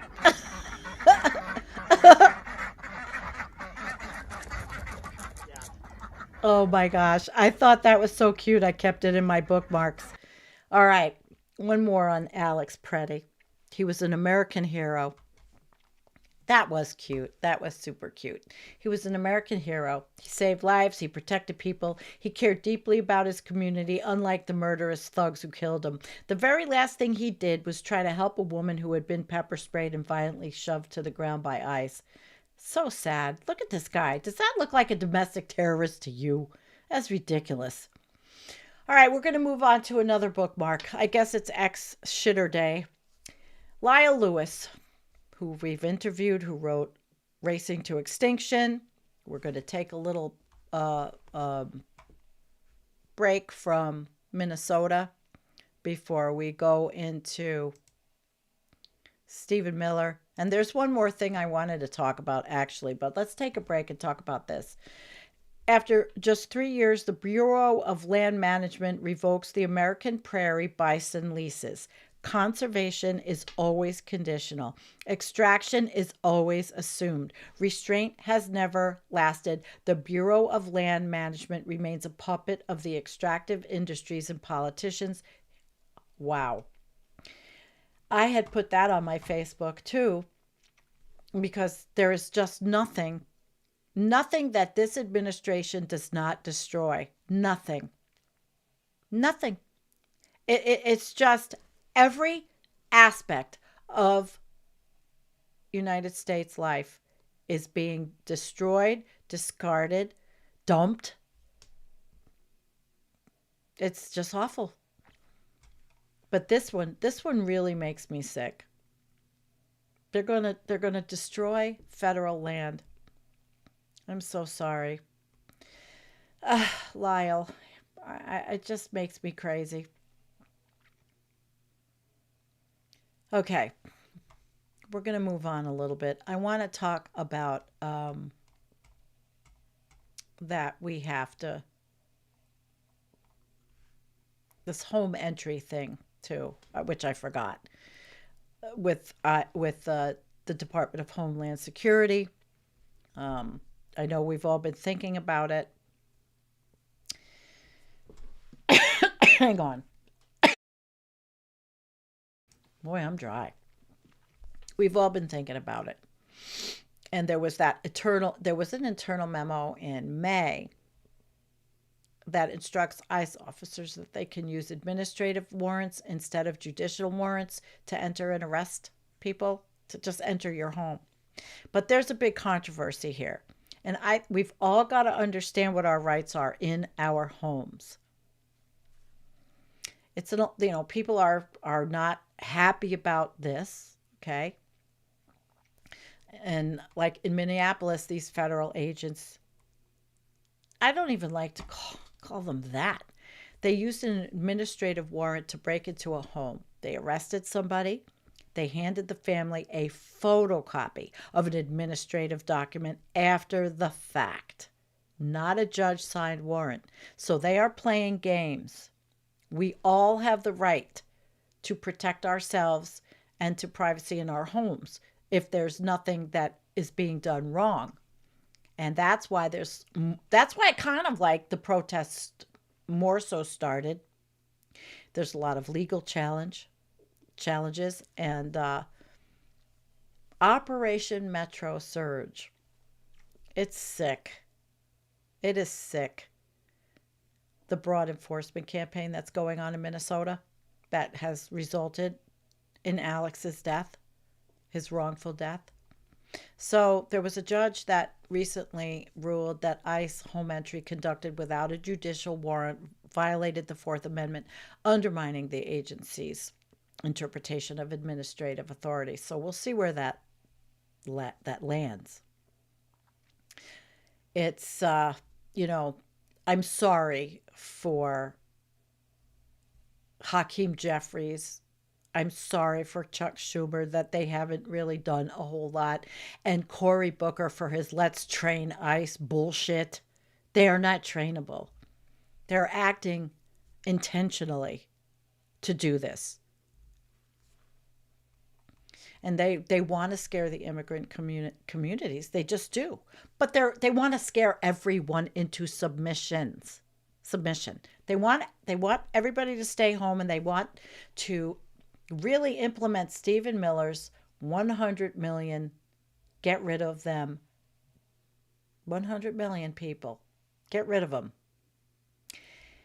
I watched a video last night that was showing the outside of a Texas holding center, which is a concentration camp essentially, and they were uprising inside and nobody's allowed in there. We've had Congress people and senators try to get into these buildings, these facilities, and they are private facilities. Unfortunately, they are private facilities. We've sold out. We have no rights. They are taking away the rights of even our Congress people to go in and see what's going on.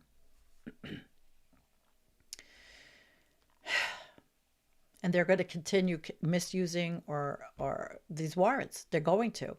So people really need to understand their rights. And I will find something that I will put in the show notes because I didn't have time. And I just wanted to go through that really quickly because it's happening. And that's what's making people crazy. But I want to come back. There's a few things I want to talk about. Maybe I'll end with Stephen Miller. I want to talk about, and I don't know where this, I want to talk about this. I want to talk about Jared Kushner's new Gaza bullshit. The new Gaza. So here we are. Take a deep breath. And I have an article to read. And I'm going long today. Stay with me. Don't stay with me. Right now, I am going to put in some of my coffee. I'm going long today, and I took an ibuprofen to sit, and it's so shitty out. I don't think. I was already outside feeding the birds. I'm going to put some coffee into my coffee cup. It's not even my Environmental Coffee House coffee cup. All right. Anyway, there we go. So let's talk about this new Gaza bullshit. And these are the pictures. They're talking about exactly what they said they were going to do. Coastal tourism, transportation hub, energy and digital infrastructure. New Rafa, they're going to call it. 100,000 permanent housing units, education centers, cultural, religious, and vocational centers, and medical facilities. Gaza had it all. They bombed the shit out of it and destroyed it, okay?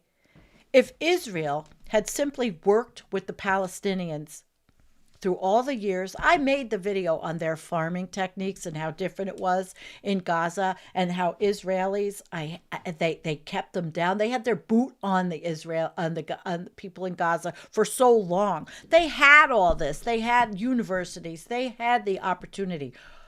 Who are these houses for? Yeah. They're lying. They're saying it's for the Palestinian people. Empowering Gazans with jobs, training, and services. Who are going to be considered the Gazans? 10 billion expected gross domestic product in 10 years by 2035. Because that's all they want. They want a fossil fuel. They want to make it a shipping hub. 500,000 plus new jobs. They're delusional. Plus new jobs in construction, agriculture, manufacturing services, and the digital economy. So let's put data centers all over there in the Mideast. 25 billion investments in modern, reliable utilities. 13,000 plus average annual household income in 10 years. $13,000 a year. Who are they fucking kidding? $13,000 a year. They are going to suck everything out of that region. And they're saying everybody can make 13,000 plus as an annual average household. Oh my God. Yeah. 1.5 billion investments in vocational schools, retraining for the full labor force or full labor of slaves. That's what it seems like to me at 13,000 a year. And 3 billion investments in commercial zones, business districts, micro grants and loans. And so this is what the master plan. Rafah City 1, Khan Yunis City 2, Rafah 2, Khan Yunis City Center Camps. Center Camps? What the fuck is Center Camps? And Gaza City 4. What is Center Camps? I didn't have enough time to do everything. But I don't know what phase 3 is. Mind me, I am so dried out. I don't know why. I need to put on some something. I know it's probably awful for me. I don't care. All right. I don't know what the master plan of that is. What are the center camps? Phase 3. Maybe we could look that up. Could I look it up? Unfortunately, I didn't bring up the Brave browser today. You know, sometimes I use Brave. I like it, but I just kept this one up. What is the phase 3 of the Gaza master plan for camps? The fuck? Phase 3 of the reconstruction plans, often highlighted in post-war strategies, focuses on long-term reconstruction, recovery, and economic development. But why is it called camps? The stage entails rebuilding critical infrastructure, which they didn't have to blow up in the first fucking place, and transitioning from temporary housing to permanent, improved, and potentially newly planned. For who? For who? A multi-part plan for peace and development in the region. And that's where this asshole's Board of Peace comes in. Al Jazeera Podcasts. Let's see how long this is. Should we watch it? I'm David Enders, and this is The Take. Let's watch As it. Israel's What do you think? war on Gaza continues, we're coming to you on Sundays with a weekly roundup. This week, 116 days into a ceasefire, Israel has killed at least 481 Palestinians in Holy Gaza. shit. Redevelopment plans for the Gaza Strip were met with skepticism by people there. Palestinians also questioned whether Israel intends to follow through with the next phase of the U.S.-brokered ceasefire plan in Gaza. I usually don't get any kind of copyright on Al Jazeera, by the way. Today is Sunday, January 25. Israel has killed more than 71,654 Palestinians in Gaza since October 7, 2023. On Thursday in Davos, Switzerland, U.S. President Donald Trump formally inaugurated his so-called Board of Peace. One of its members is Trump's son-in-law, the U.S. real estate developer Jared Kushner, who outlined the group's plans for redeveloping Gaza, including glittering skyscrapers, highways, and industrial parks. But amidst the rubble in Gaza City on Friday, Al Jazeera's Hind Hodri found Palestinians there were skeptical of the promises being made. The photos of New Gaza they have are. been circulating online since Jared Kushner announced this new master plan in New Gaza. According to Trump's plan, this area is going to be tourism facilities, highways, transportation to the Palestinians. But what we also need to know is this area is all lands of Palestinians, where these are their houses, these are their belongings. And according to Palestinians, they're saying that this is another way of how they're going to be deprived from their houses. Talking to Palestinians, according to them, this plan is totally unacceptable because it's going to force this reconstruction new Gaza plan on them, where they do not want to be forced or even deprived from their land and their housing. This is one of the examples where this Palestinian family started reconstructing their home despite the fact that the Israeli authorities did not let any construction materials inside the Gaza Strip since the ceasefire started. And another thing we need to know is, for example, here, where we're standing, is here on the map in the northern Gaza Strip. And it doesn't even exist where this area is going to be industrial. All of these thousands of Palestinians who are waiting to come back to their houses and to start rebuilding will be deprived from this. There's a lot of questions, a lot of concerns, but what we need to know is Palestinians definitely want to rebuild their houses the way they want to rebuild them. The announcement of the Board of Peace comes as Trump has also insisted that Phase 2 of his Gaza peace plan be put into effect in spite of continued Israeli violations. The board also lacks a Palestinian representative, and as Al Jazeera's Nida Ibrahim reported from the occupied West Bank on Wednesday, Israeli Prime Minister Benjamin Netanyahu only announced his participation the day before Trump formally launched the group. Phase 2 of the Gaza ceasefire plan calls for Israel to remove its troops from areas inside the so-called Yellow Line, which currently gives it military control of more than half of Gaza. In fact, if we see what Israel is doing inside the Gaza Strip, it's actually taking more lands from Gaza, inching closer into Gaza's territory on the other side of the Yellow Line. So if that signals anything, it signals Israelis' intention not to withdraw from Gaza. Remember, we're talking about an Israeli election year this year, so literally, I everyone want to cry. Israeli politics is trying to show more defiance, is trying to show more strength. And how do they do that? By cracking down more and more on Palestinians.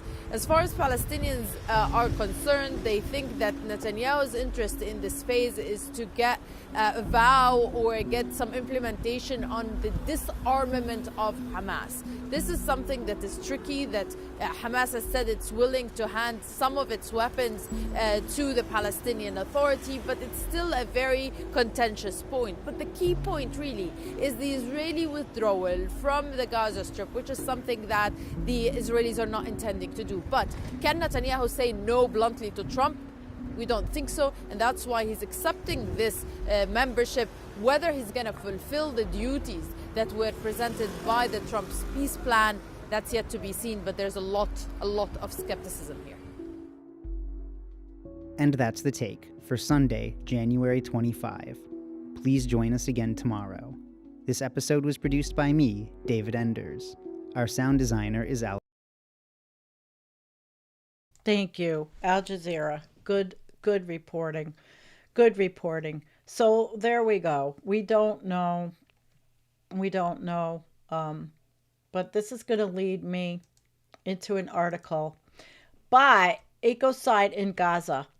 We're going to talk, not only are we talking about the displacement of everyone, we're going to talk about ecocide, the silent war on nature and survival, by Monica Piccinini.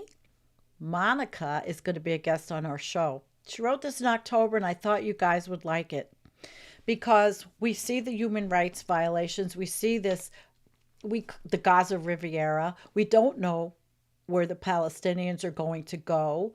I think that basically what made me feel that this whole thing is a ruse is that they're just going to enslave the Palestinians to work in these buildings and casinos and fossil fuel industry. That's what they're going to be. They're going to be wage slaves. They're not going to give them the opportunities that Israelis have. They're just not. So this is Monica's wonderful, by the way, and she's in the Climate Crisis Club every Saturday, and she's a writer, and we definitely are going to have a nice conversation. Beyond the unbearable loss of lives and endless destruction of homes, another war is being waged in Gaza, one that's quieter, but just as deadly. It's a war against the land itself. Fields once used to grow food have been burnt. Wells and water pipes are poisoned.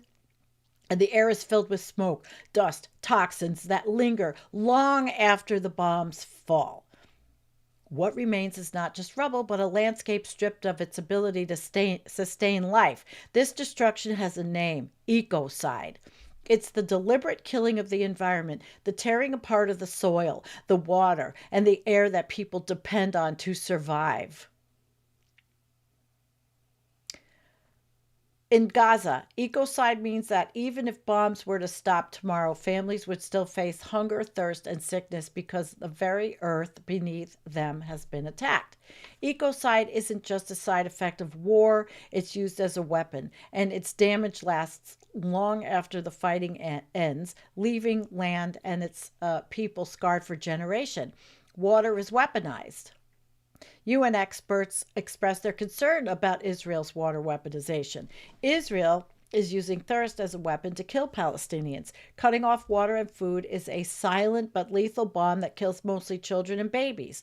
The sight of infants dying in their mother's arms is unbearable. How can world leaders sleep while this suffering continues?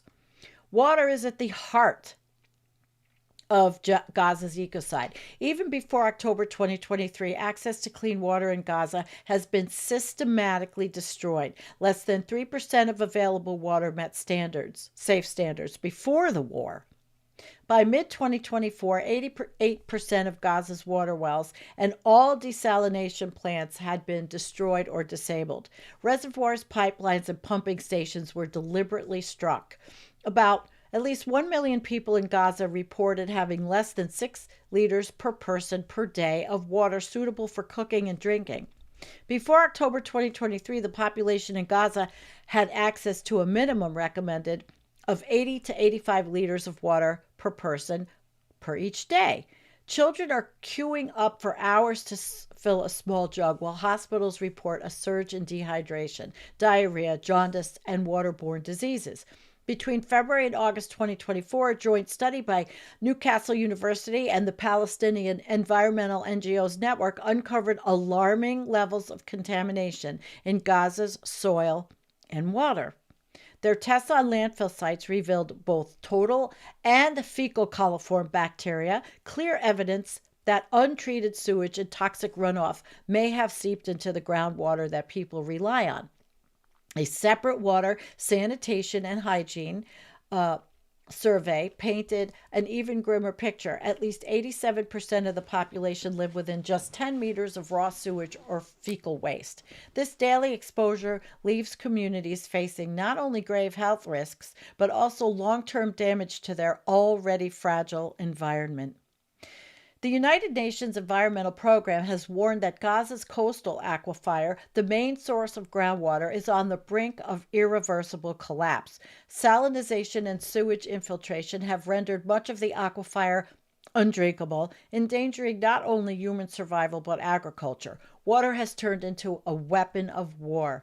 For those who have endured relentless bombings, the suffering is made worse by a water crisis. Many are forced to drink unsafe water while others don't have enough, said Paula Navarro, Medicine Sans Frontieres, MSF Water and Salination Coordinator. Soil without life. More than 86% of Gaza's agricultural land has been destroyed, with only 1.5% accessible and not damaged.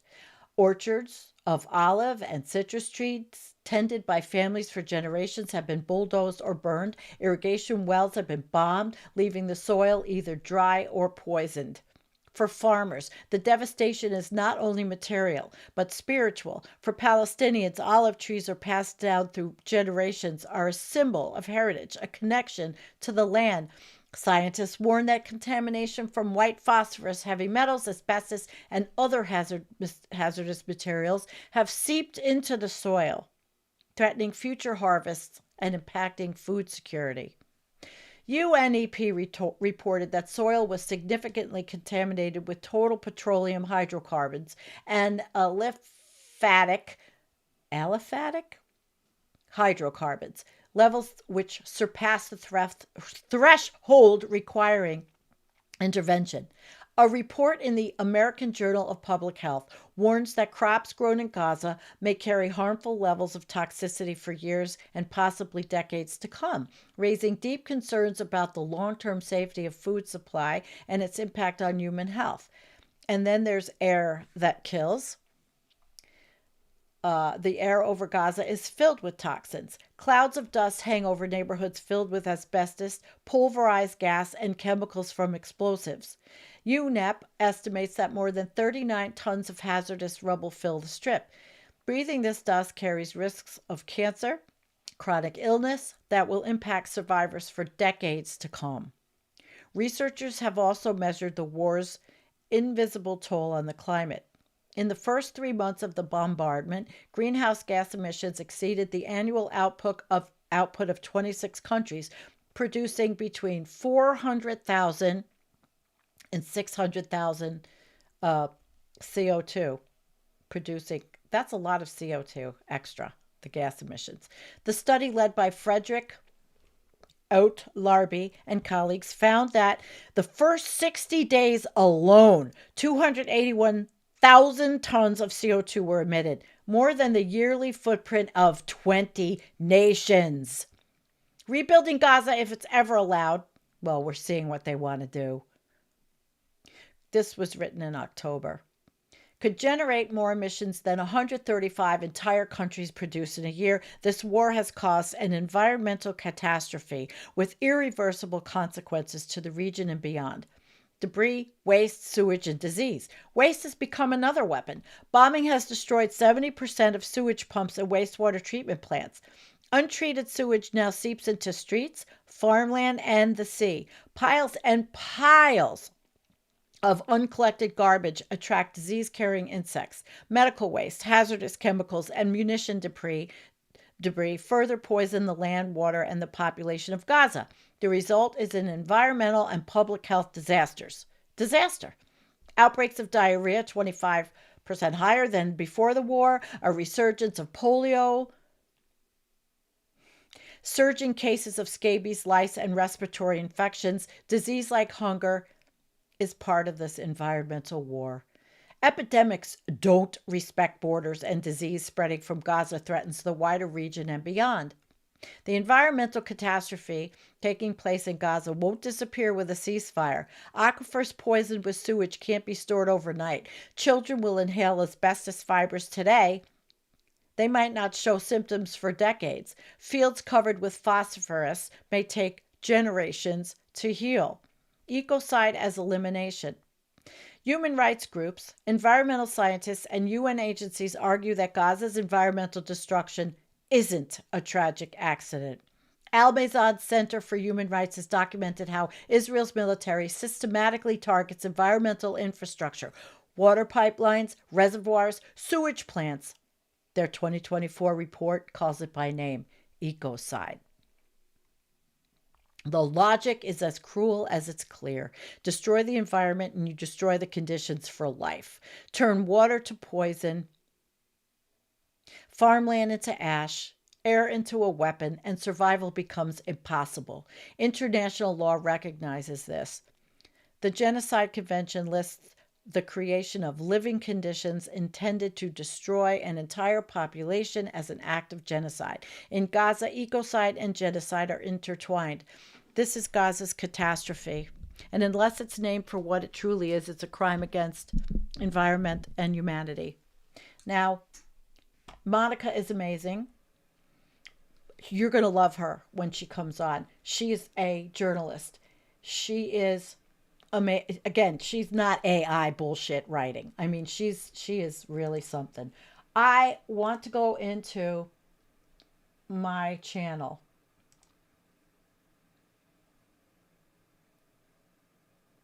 Hang on. I can go in from this one.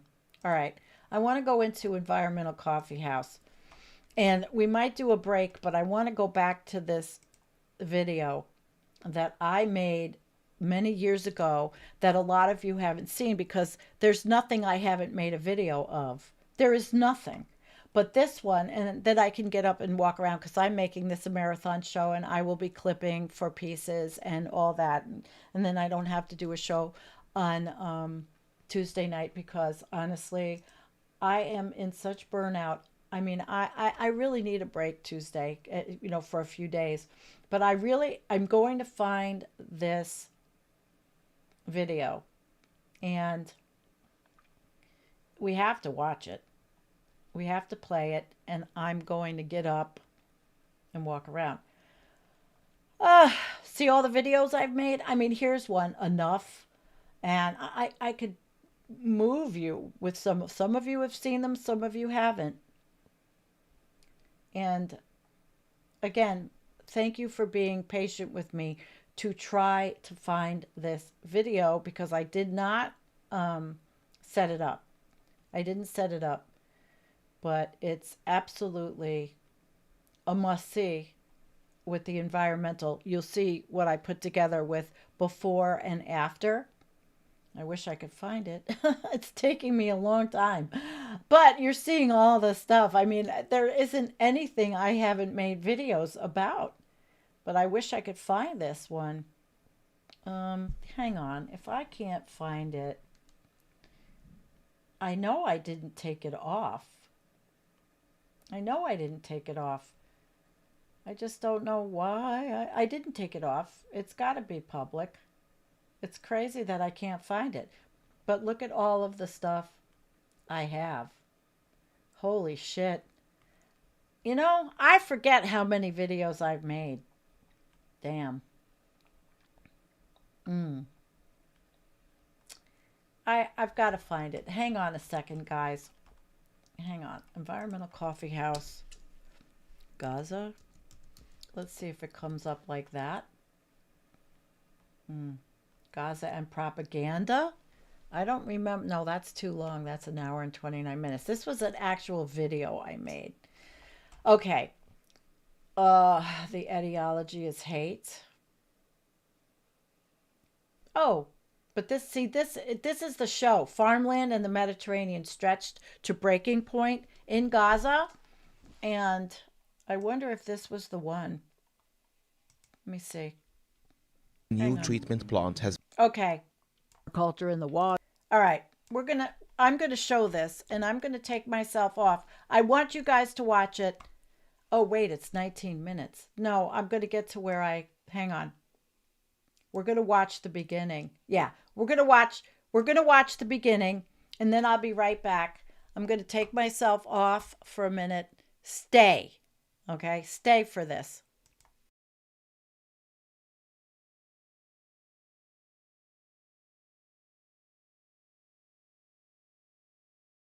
Culture in the water and the problems.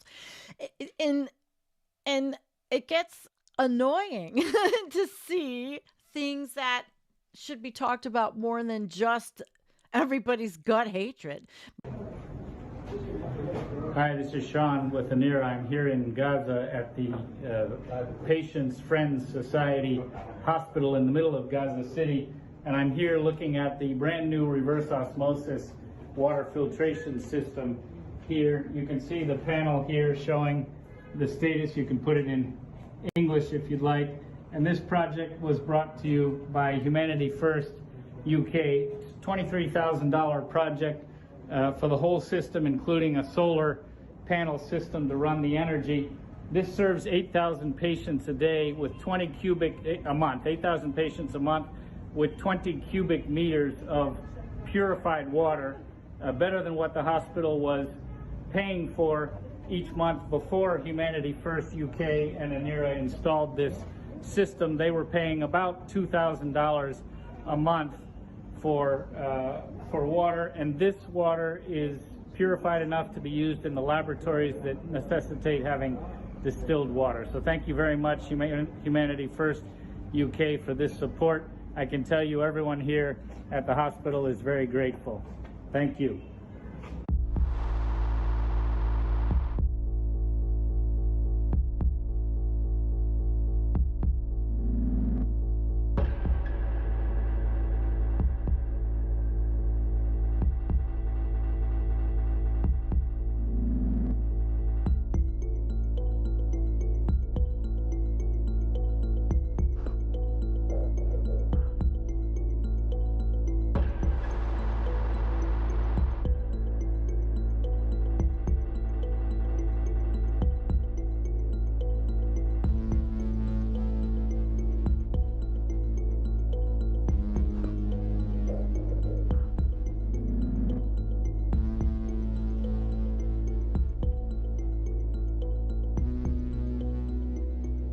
They don't have enough water treatment plants for the for all those people. And especially think about this. Where are they going when they are forced to leave their homes? Where are they going? Anybody think about where people are going to the bathroom? I mean, think about what the Mediterranean must really right now be like, environmentally speaking. Now, collaborating across borders, young professionals in the Middle East tackle the region's water issues. So there's been a lot of work between people. There have been Israeli, Jordanian, Palestinian participants. There have been people that have wanted to do all of this for that area and work across geopolitical tensions. I mean, it does happen, and especially in academia.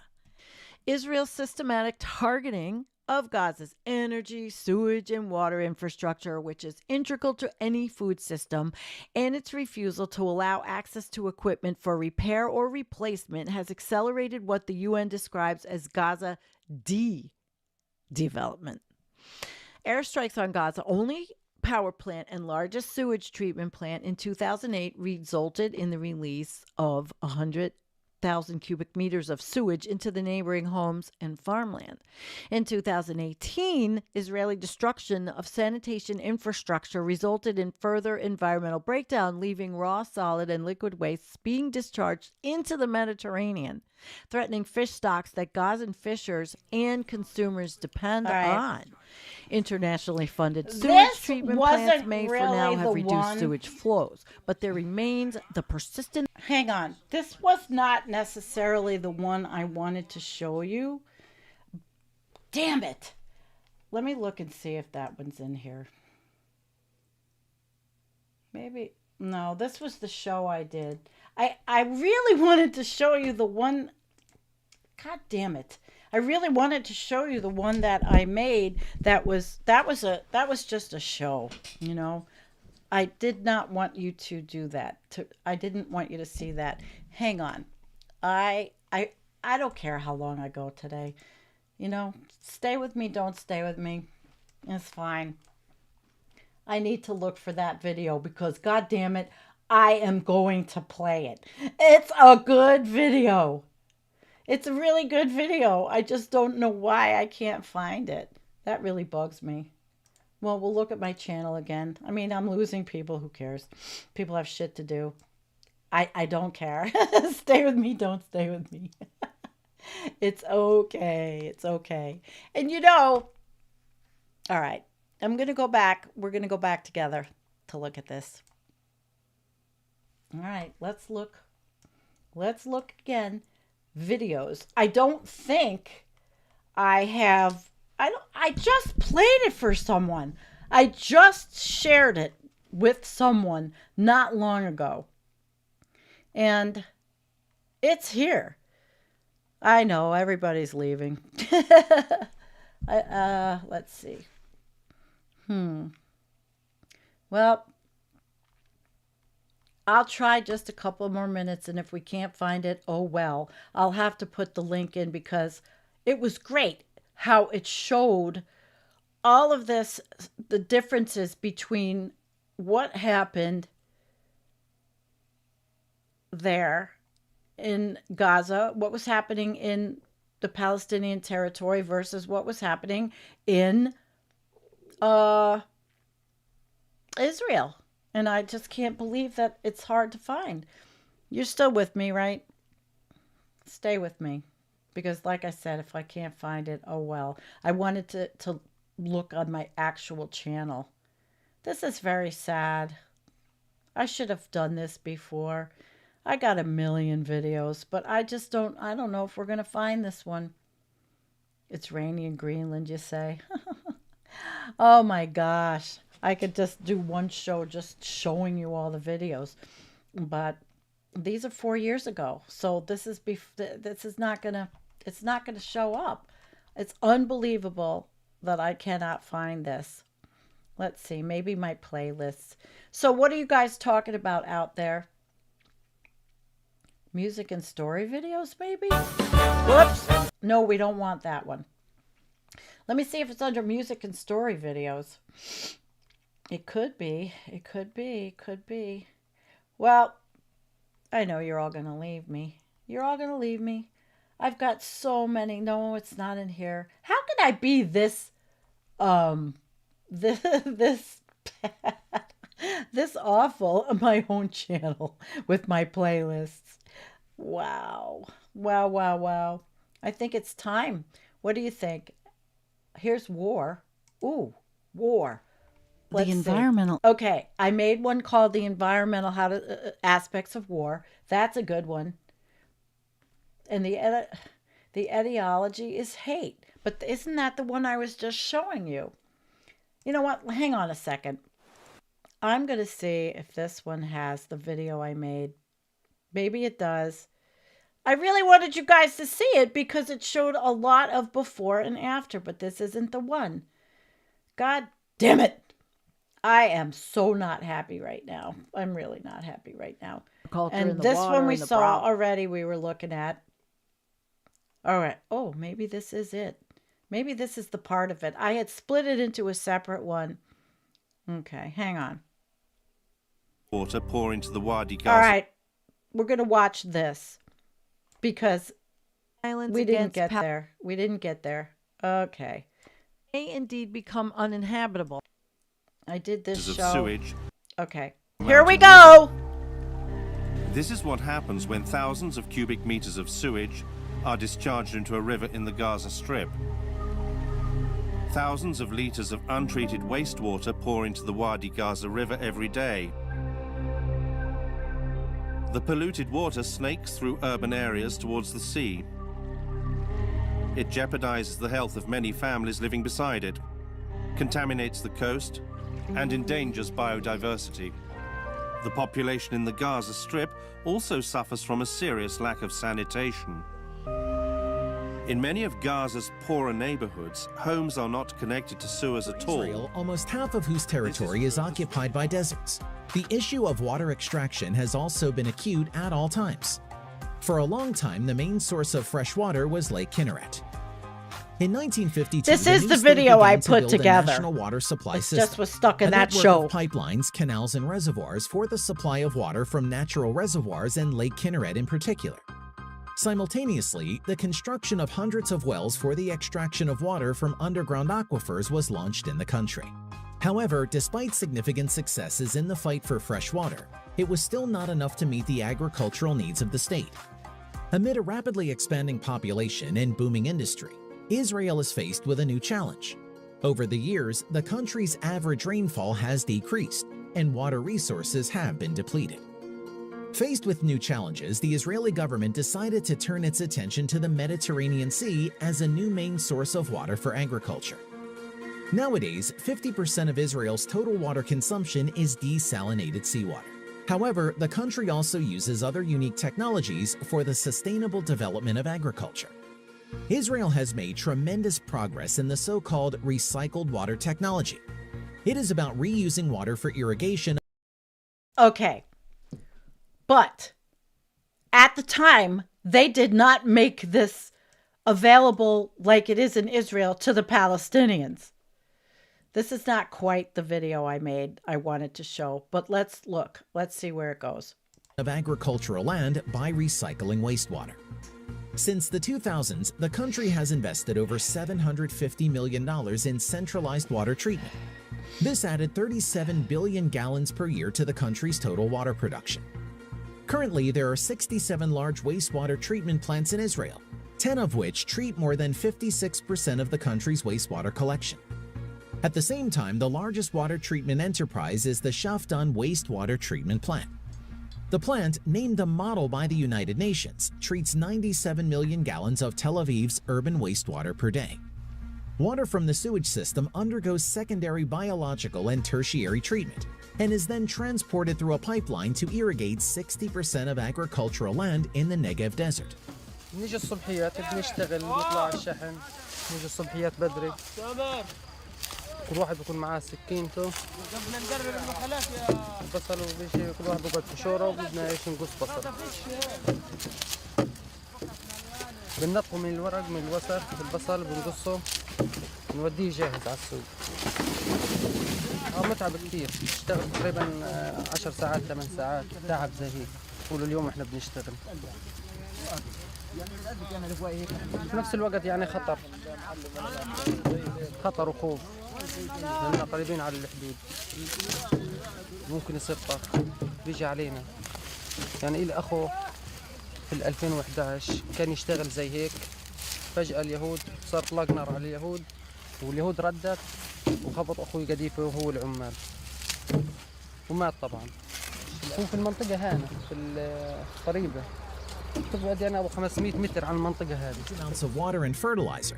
Israeli hydraulic engineer Simha Blas in 1956 proposed a way to deliver moisture and fertilizer literally drop by drop directly to the roots of plants.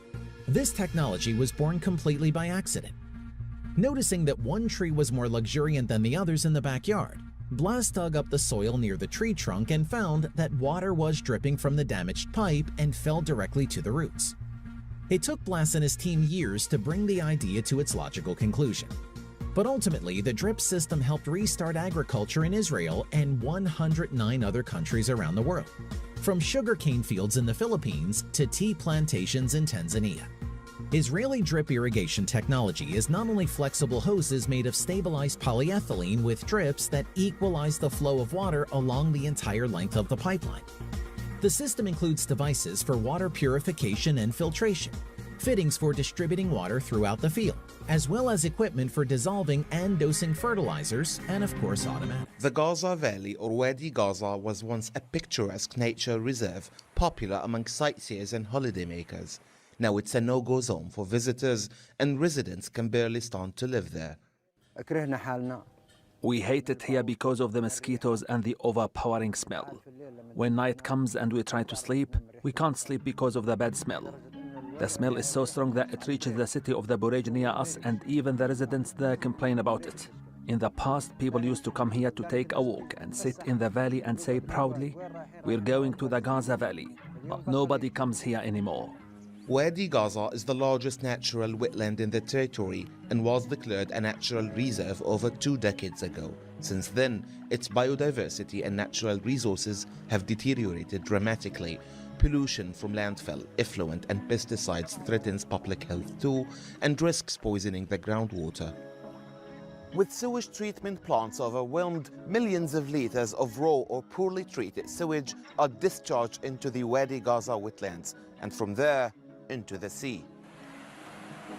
Thankfully, not far away, a new treatment plant has been built, financed by a $100 million grant from the German Development Bank. It's been blown up. Improved Gaza's sewage treatment capacity, processing more than 60% of the territory's wastewater. Once the treatment plant was completed, municipalities through local or international funders started constructing sewage networks and connecting them to the treatment plant. This helps to minimize all environmental risks that affect the aquifer. They will also enable people to live and would assist in urban expansion in different areas. But power shortages, the blockade and Israeli airstrikes mean the system continually breaks down.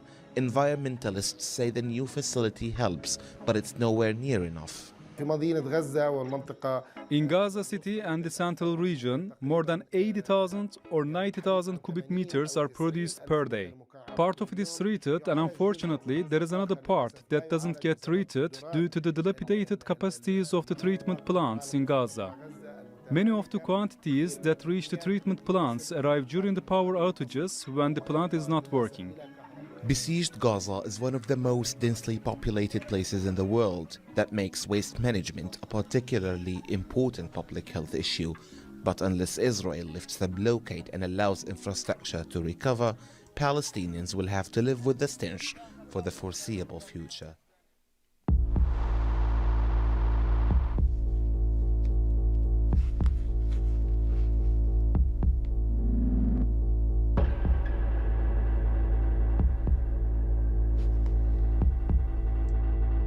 All this is gone.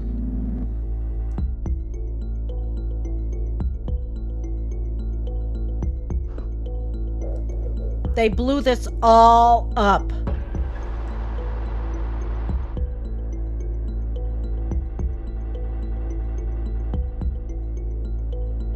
I see you're in the chat, Monica. Welcome. Yes, they've blown it all up.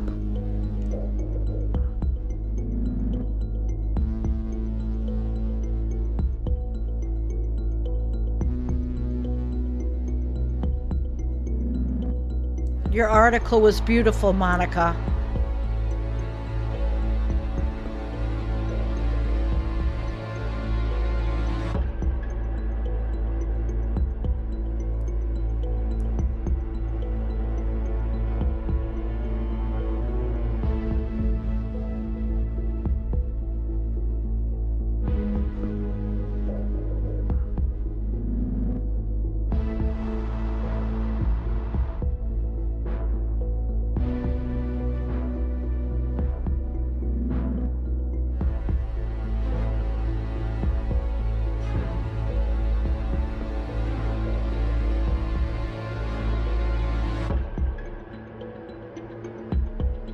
And think about this. They had to get grants from Germany and around the world to have water.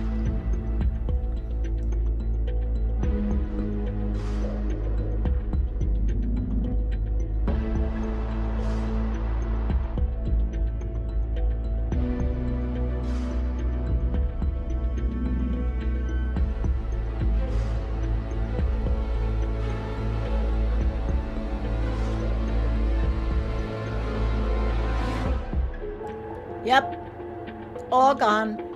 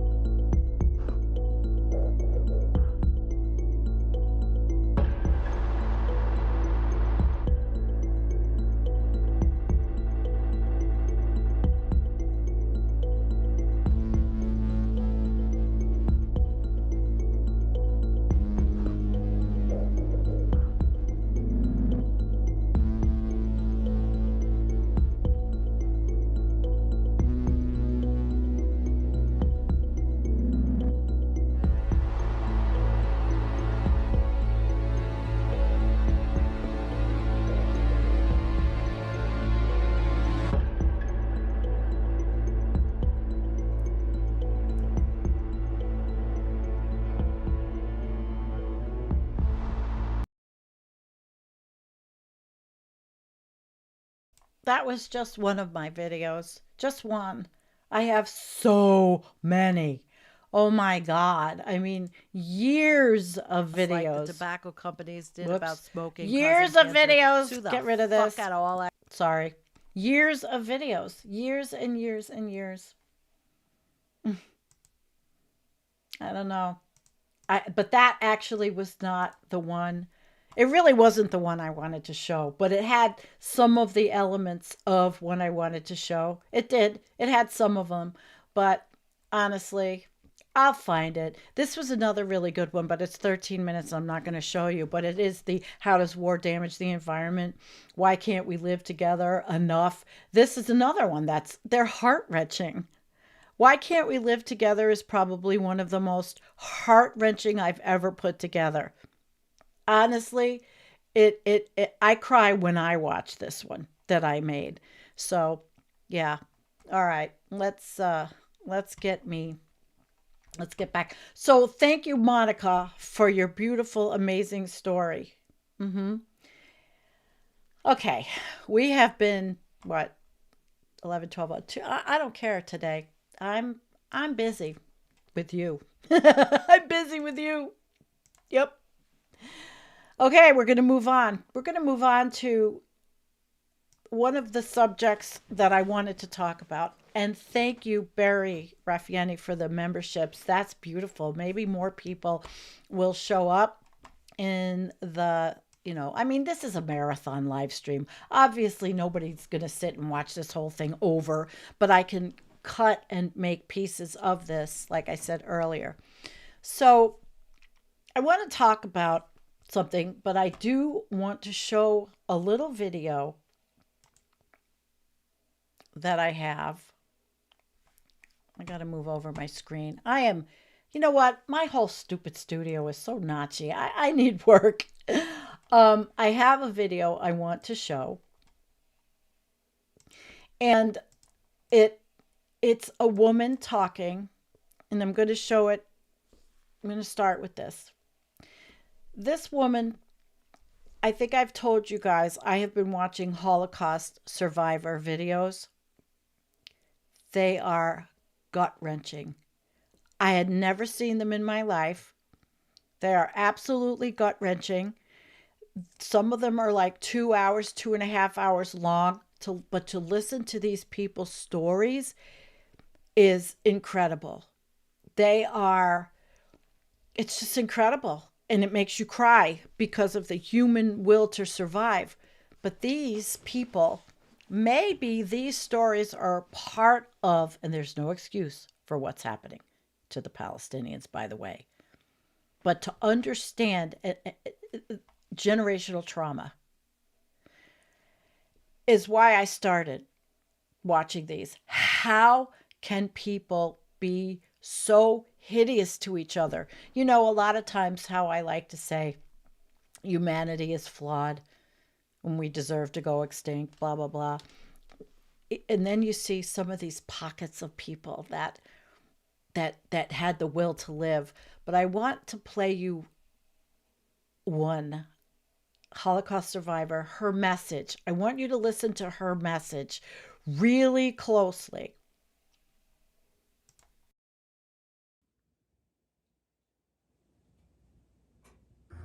When I see what's happening around the world, I think that people start ignoring it, or people say it didn't happen. I think, especially the young generation, that is part of history. Unfortunately, it did happen, and it should be remembered. And it shouldn't be repeated, which can easily be. The way when you listen to the news now, today, it can easily happen again. People should learn that everybody is equal, that people are the same, that in every ethnic group, in every religious group, there are good people and bad people. You don't put everybody under the umbrella. I don't like Muslims, I don't like Jews. Have a free, open mind. You see, I spoke to a young German student I met A few years ago, I was in the South Island. He was a backpacker, a very nice guy. And he saw my number. And he said, oh my God. And he started crying. And I say, hey, it's too late for crying. It's not your fault. He said, yeah. You know, I'd asked so many times my grandparents, what did you do during the war? I never get an answer. My parents won't talk about it either. I felt sorry for him because he carries the feeling of guilt. What worries me that very many, more and more people say it never happened. And the other thing is to teach the young generations that it did happen. It's part of us, part of history. And not only Jews are involved, I think the whole humanity is involved in it. It's not only Jews who have suffered. I think the whole humanity suffered because of that.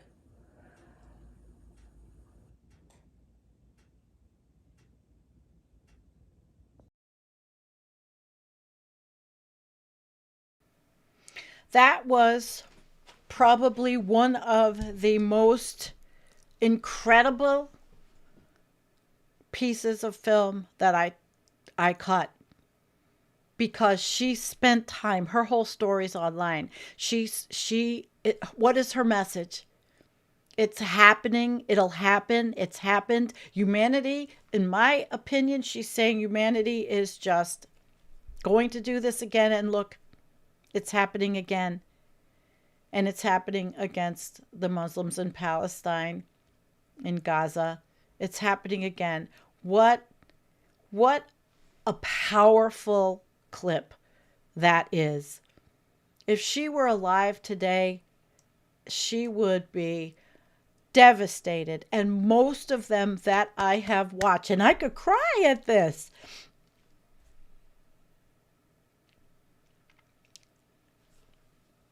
I won't.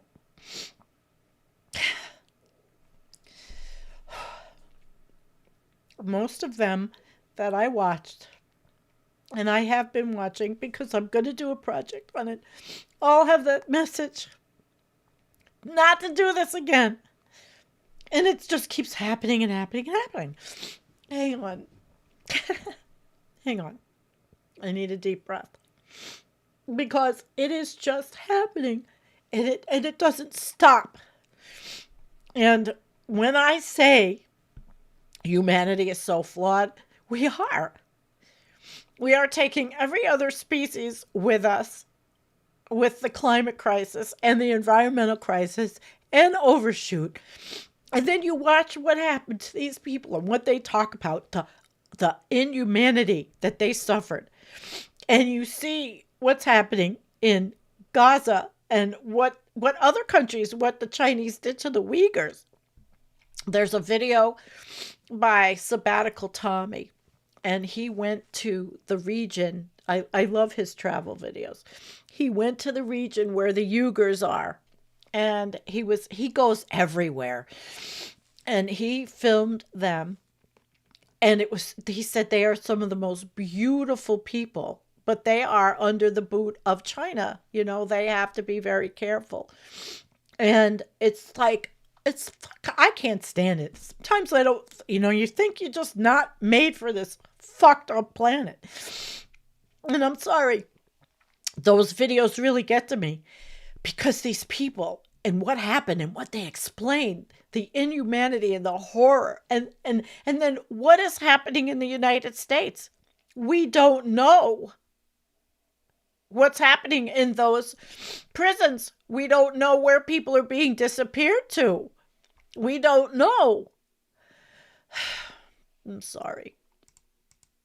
And then we get to Stephen Miller. And how this motherfucker, how, and I know how, because he's sick. How is this guy doing this? How is he whispering into Donald Trump's ear the orange turd. How are these people following the playbook? Why are American Nazi movements growing again? Why? And it's not, of course it's not just against Jews. It's against Muslims. It's against brown and black people, which Antonio always talks about. Why? God damn. I even have makeup on today, this morning, because I looked like I rolled out of bed with bad head. And I'm sorry, I can't help myself. I am an emotional person, and this stuff is insane. But he is horrible, and I'm going to tell you why he's horrible. And there is an article we're going to look at. Let's have a little bit of humor. Let's get me to stop crying. The only thing safe in the United States right now are the Epstein files. I mean, seriously, the only thing safe, maybe I need that. Yeah, or this. This is how I feel. Yeah. The Epstein files, that's what's safe. How sick. How sick. We're so corrupt, it's disgusting. And then, before I move on to Stephen Miller, the little Jewish Nazi, and people can say, oh, you're calling him a Nazi and he's Jewish. He's a fucking Nazi. Sorry, but he is. I've got one more, because it goes back to the beginning, but I've noticed all the talking heads on Fox are telling us the protesters are paid agitators, when in fact the talking heads on Fox are the paid agitators. I liked it because I've seen clips of what these people are saying, and they're just towing the line for the government to continue doing this. And people like Stephen Miller, who I think, my theory is he's schizophrenic. Some people say he's not. I'm not a doctor. Again, I think he's a very sick psychopath. So I have an article to read. I don't care how long I'm on today. I really don't. But why is he a white nationalist? How did this happen to him? It's like when he said 100 million people being taken out of the United States, he means black and brown people. He was the architect of the Muslim travel ban, targeting non-white, non-Christian countries. He has an Eastern European Jewish history. How does that happen? But yet we're asking the same question about how has Israel become how it became. And Bella says it's not a ban. That was from the first, remember when the first Trump administration? He's been around. He's definitely been around. I mean, he's the driving force between family separation. He wanted it to be used as a deterrent to asylum seekers. He pushed to end temporary status for Haitians and Salvadorians, Hondurans, and others. And now what is it? What is it? 70 plus countries they're going to not have visas come from? Yeah. He wants to end that diversity visa lottery, which he's ending. He's ending it. And he's a white nationalist. There were leaky emails that were obtained by some people that said that he was promoting horrible things like to do. But I want to go into like this whole thing of the Great Replacement and how he fell for this. He's calling it what? Civilization defense. It's disgusting. So he really is. He really does represent white nationalism.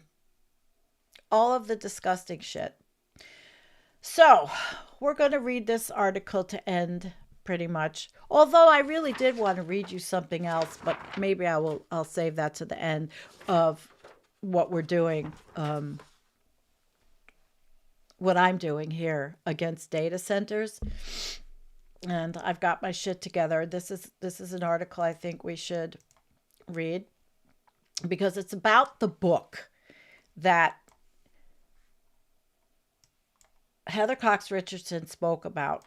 That is Where This Little Shit, the return of MAGA's favorite forbidden book. What an apocalyptic French novel about a migrant invasion reveals about the worldview of nationalist conservatives. Now, I know I've traveled through this show. I have traveled through a lot of topics, and I knew it was going to be long this morning. That's why I took the 800 ibuprofen or whatever. But, you know, I had to talk about all these things. And the crying comes from the disbelief for me. I guess I'm a sensitive person at what humanity does to each other and what they are doing to every single living thing and how vicious and horrible. What did you say here? Animals, where are you? Obsolete. Animals practice eugenics all the time by eating their young. Humans are no different. We just do it in a more nefarious, sinister, and cruel way. Yeah, like I said, you're on fire today, Brett. All right, let's do this. Not long ago, a book partly like this would have been unthinkable. A Washington celebration of one of the most notorious French novels ever written. But on a frigid December night with some 50 people, when was this written? December 11th, okay. With some 50 people crammed into Butterworth's, a Capitol Hill restaurant that was favored by MAGA, favored by MAGA elite, believe it or not, to celebrate the release of, or the re-release of The Camp of the Saints, which had gone out of print in English decades ago. The dystopian novel by the French author Jean Raspail depicts the destruction of European civilization by barbaric migrant hordes that arrive uninvited by boat. It has been mostly reviled since its publication in 1973, but prominent figures of the French right have hailed it as prophetic, including Marie Le Pen, who first read it at 18 and keeps a signed first edition in her office. The novel has also influenced two architects of Donald Trump's immigration policies. Stephen Miller, the current deputy chief of staff, recommended it in emails to Breitbart news reporters, and Steve Bannon, the president's former consigliere. He makes frequent reference to it. Until its retranslation and republication in September by a new publishing house called Vauban Books, The Camp of the Saints has been like samizdat. Worn English leather editions circulated among many hands. When Bannon suggested a few years ago that I read it, and that is the author here, anyway, that I read it, I realized that a print copy could cost $200 or more. My new edition cost $25 from Barnes & Noble.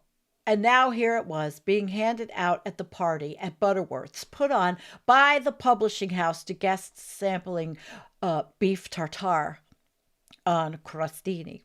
As they sipped their cocktails, Ethan Rundell, who translated the novel and is the editor-in-chief of Vauban Books, read from a 2011 essay in which Raspail reflected on his novel's notoriety and relevance. Raspail thought that Europe had not heeded the warning and predicted that come 2050 there will be but hermit crabs living in France, of all different origins, all living in the shells cast off by the representatives of a species forever vanished but once known as the French.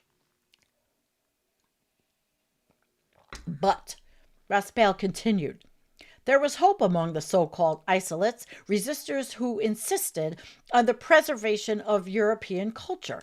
There is another hypothesis that these last isolates resist, so far as to engage in a sort of reconquista. The guests juggled their drinks and hors d'oeuvres in order to applaud.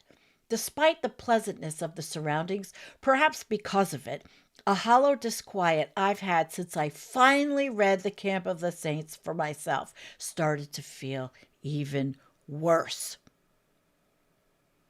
I do not believe in suppressing books, this one included. The Camp of the Saints is not a good novel, but it's an important one. Dystopian fiction helps structure the political myth. Political myth helps structure policy in the same way that The Handmaid's Tale looms over abortion politics. The Terminator lurks over artificial intelligence. The Camp of the Saints hangs over immigration politics for a small but important stratum of right-wing thinkers and politicians. It illuminates much about the worldview of nationalist conservatives who are ascended in America, France, and many other democracies. The problem is what the light shows, the profound fear that European American civilization, which in this view is inseparable from whiteness, faces an existential threat from migration, and that the extraordinary measures can be justified in response. The Camp of the Saints is an apocalypse story. Its title is borrowed from the book of Revelation in verses about Gog and Magog, the satanic hordes who arrive at the end days. Their numbers is as the sand of the sea. They went up on the breadth of the earth and surrounded the camp of the saints and the beloved city. In the novel, the Camp of the Saints is Europe. Gog and Magog is a migrant fleet, 1 million strong, that sets sail from India. The novel's infamy is due to its description of this horde as a mindless mass and as the beast. It does not have young, but monster children. It reeks of excrement for miles. The emigrating Ganges stunk as never had carnal India stunk before. Its members are shameless people packed so closely together. Shades of the Holocaust? Over the bodies, in between breasts, buttocks, thighs, lips, fingers, ran streams of sperm. The mass had essentially one speaking member. The coprophage. The coprophage. Literally shit eater. Who leads the fleet while his demonic and deformed monster child sits on his shoulder. It was thus that in shit and lust, but also hope, the last chance armada pushed on towards the west, Raspal writes. He affords the foreigners no humanity whatsoever. They are on par with zombie or space aliens. Raspal, who died in 2020, was a writer mostly of travelogues who won some of France's most prestigious literary prizes. By his account, the idea for the novel came to him when he was staying in a large villa overlooking the Mediterranean, and an unshakable question occurred to him. And what if they came? His defenders and his critics are too obsessed with his grotesque descriptions of the horde.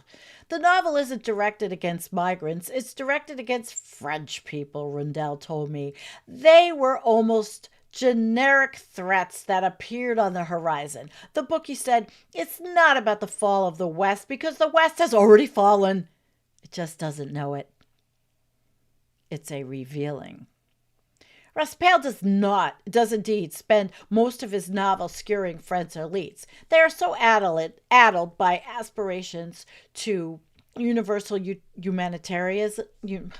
humanitarianism, by guilt over colonization, even by Catholic social teaching about immigration, that they invite their own destruction. They cannot see that the migrants already in France are a fifth column that will aid the invaders in their quest. In the novel, the country's hapless president notes that, quote, there will still be genocide, but we're the ones who will disappear, unquote.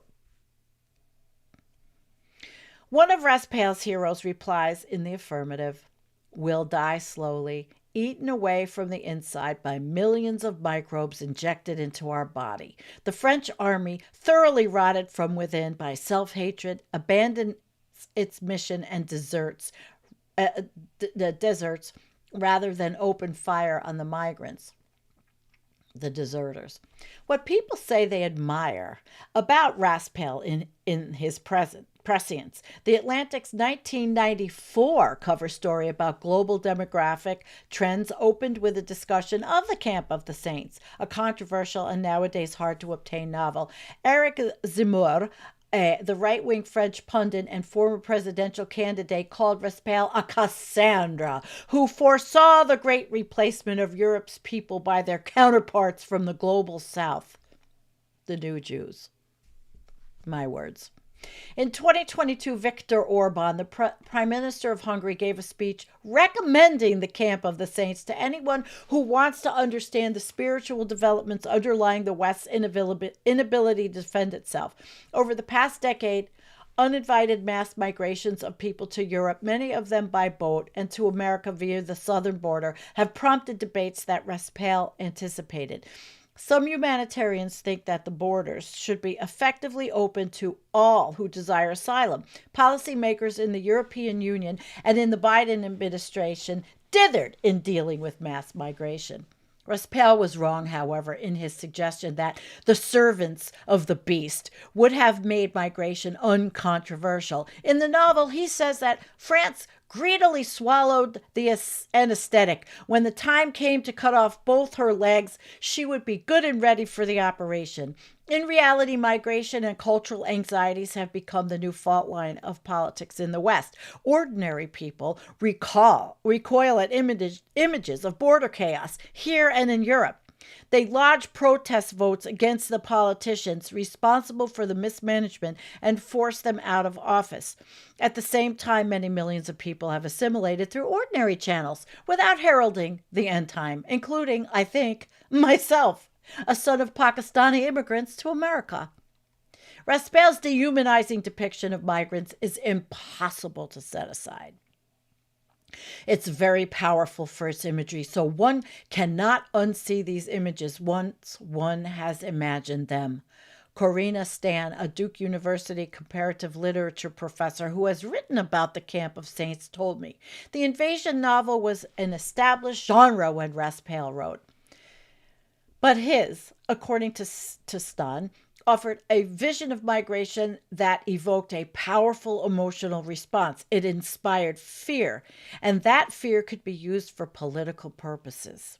The novel's influence has grown in spite of its aesthetic qualities. Even the French characters, who are granted humanity and the power of speech, are thinly constructed. They are either loathsome liars or right-minded dissidents. The heroes of the novel seem to be Raspail in various costumes. Here, a literature professor or a naval captain, they're a junior minister or a duke, all of whom happen to have the same, some of the centuries-old ancestors who battled the Ottomans or other invaders. Many of the villains are self-deceiving clergymen, politicians, and journalists who refuse to recognize their impending doom until it's too late. Most of them meet horrific, violent deaths. Their female partners are typically raped before being killed. The dissidents are unable to forestall the apocalypse, but usually achieve some catharsis by killing migrants or collaborationists. One hero, the captain of a cargo boat, plows through Indian migrants whose boat capsizes, killing 1,000 of them. I feel very confident as a professor of French literature that this is not a good novel, the Stanford scholar Cecile Alday told me. From a literary standpoint, the narration is not well organized, the style drags you down, the metaphors are completely outlandish. The impending apocalypse swamps all other novelistic considerations. There's no interiority, there's no character development, there's no narrative arc except this invasion, Alday said. One of the oldest characters is Monsieur Hamadura, a man whom Raspail describes in a separate essay as a native of Puducherry, of the most beautiful Dravidian black, who despises his fellow people of India, kills many of the invading migrants, and is welcomed by the last stand colony at the end of the novel after observing. In my opinion, being white is not a question of skin color. It's a state of mind. This is a destabilizing idea. If civilization is a state of mind attainable by the dark skin, then migration is not a prelude to disintegration. Yet any such suggestion is explicitly contradicted by virtually everything else in the novel. At one point, Raspail writes that those cheering miscegenation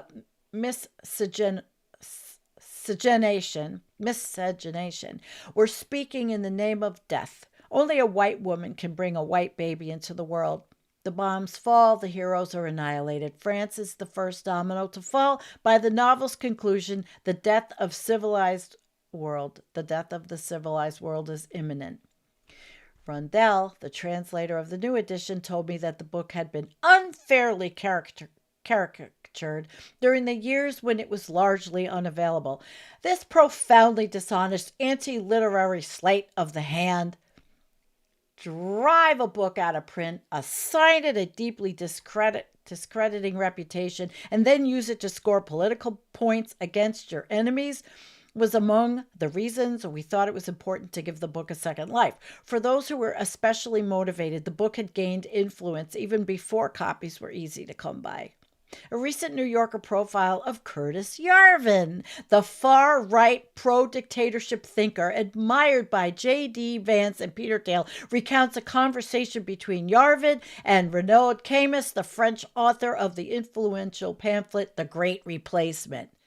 Yarvin broke down crying while discussing the camp of saints, saying, "I want my children to die in the 22nd century. I don't want them to experience some kind of insane post-colonial Holocaust." The President of the United States employs similarly apocalyptic language about migration. Trump calls for repelling an invasion by immigrants who are poisoning the blood of our country. ICE is luring new recruits for the president's deportation campaign with the slogan, "Defend the Homeland." The camp of the saints is just one way that nativist francophone right has influenced its American counterpart. The American right may not know Renaud Camus by name, but they are certainly well versed in his arguments that a great replacement of natives is underway.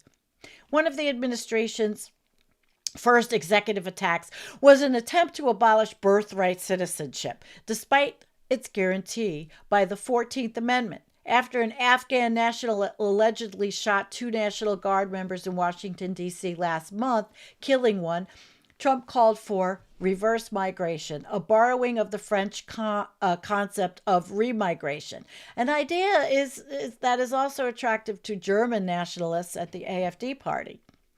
The haunting image of immigrant-induced Armageddon is influencing not just America's domestic politics, but its foreign policy too.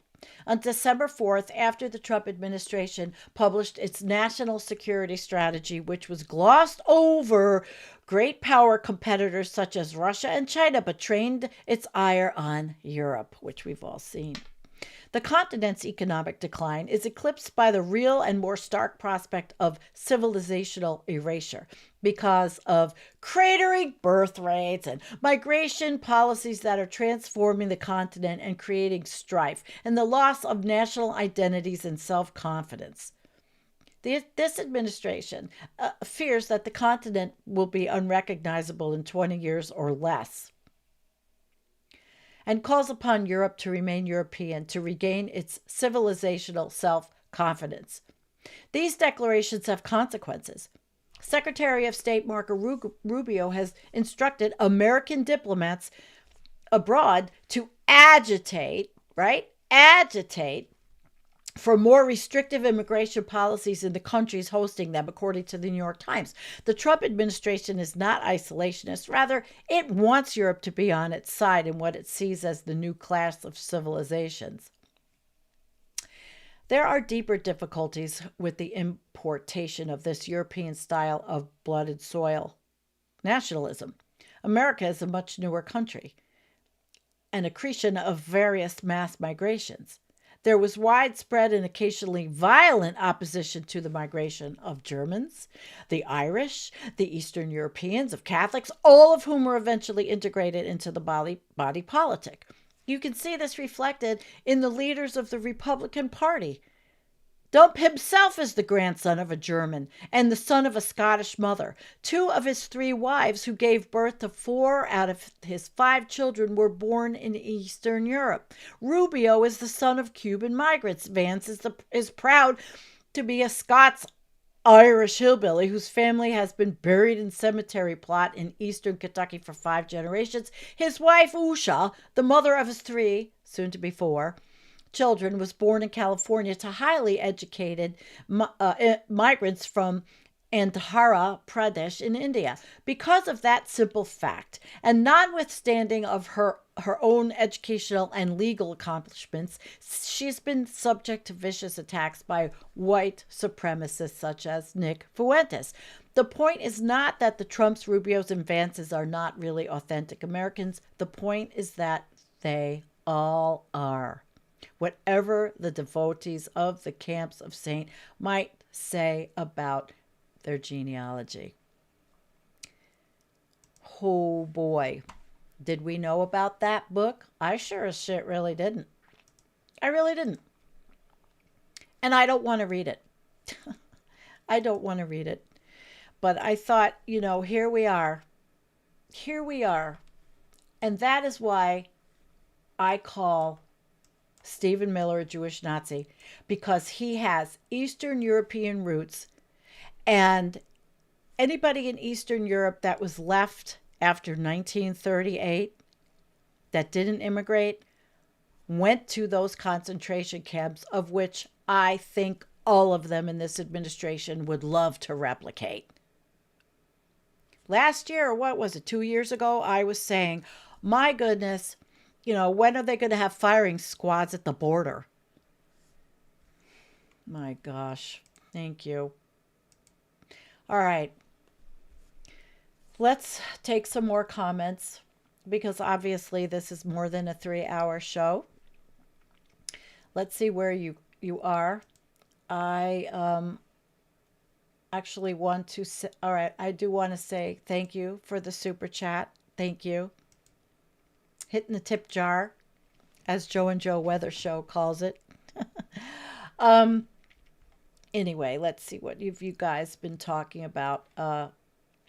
Miller sounds like an English last name. Oh, there's a lot of Jewish people with all kinds of different last names. It could be English, but I'm sure he's got your Eastern European roots. They all do. All right, let's see. Foggy. And Keith. Hi, Keith. It's good to see you. We will.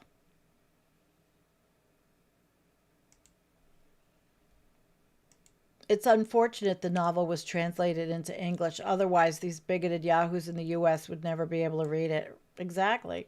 I gotta fix this. Make them a little bit smaller. You're right.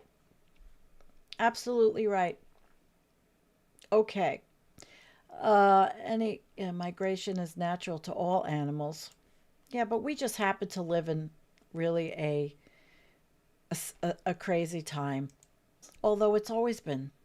These people believe, first and foremost, in American exceptionalism, that the U.S. is the natural leader of the world and that everyone aspires to be an American, which is the biggest bunch of bullshit ever. The reason why people came to America from after the Holocaust was because they had a choice, but they had to go. They went to America, they went to Argentina, they went to Israel. They called it Palestine at the time. A lot of them went back to where they came from in Eastern Europe, but it was dramatically different. And remember, once Hitler started his thing, Eastern Europeans started treating the Jews horribly. And we've seen that since the Trump administration, since 9/11 with the Muslims in this country. That's why it's so great that Zohran Mamdani won in New York City, because He's just another piece of the diverse fabric in America. He's not anti-Semitic.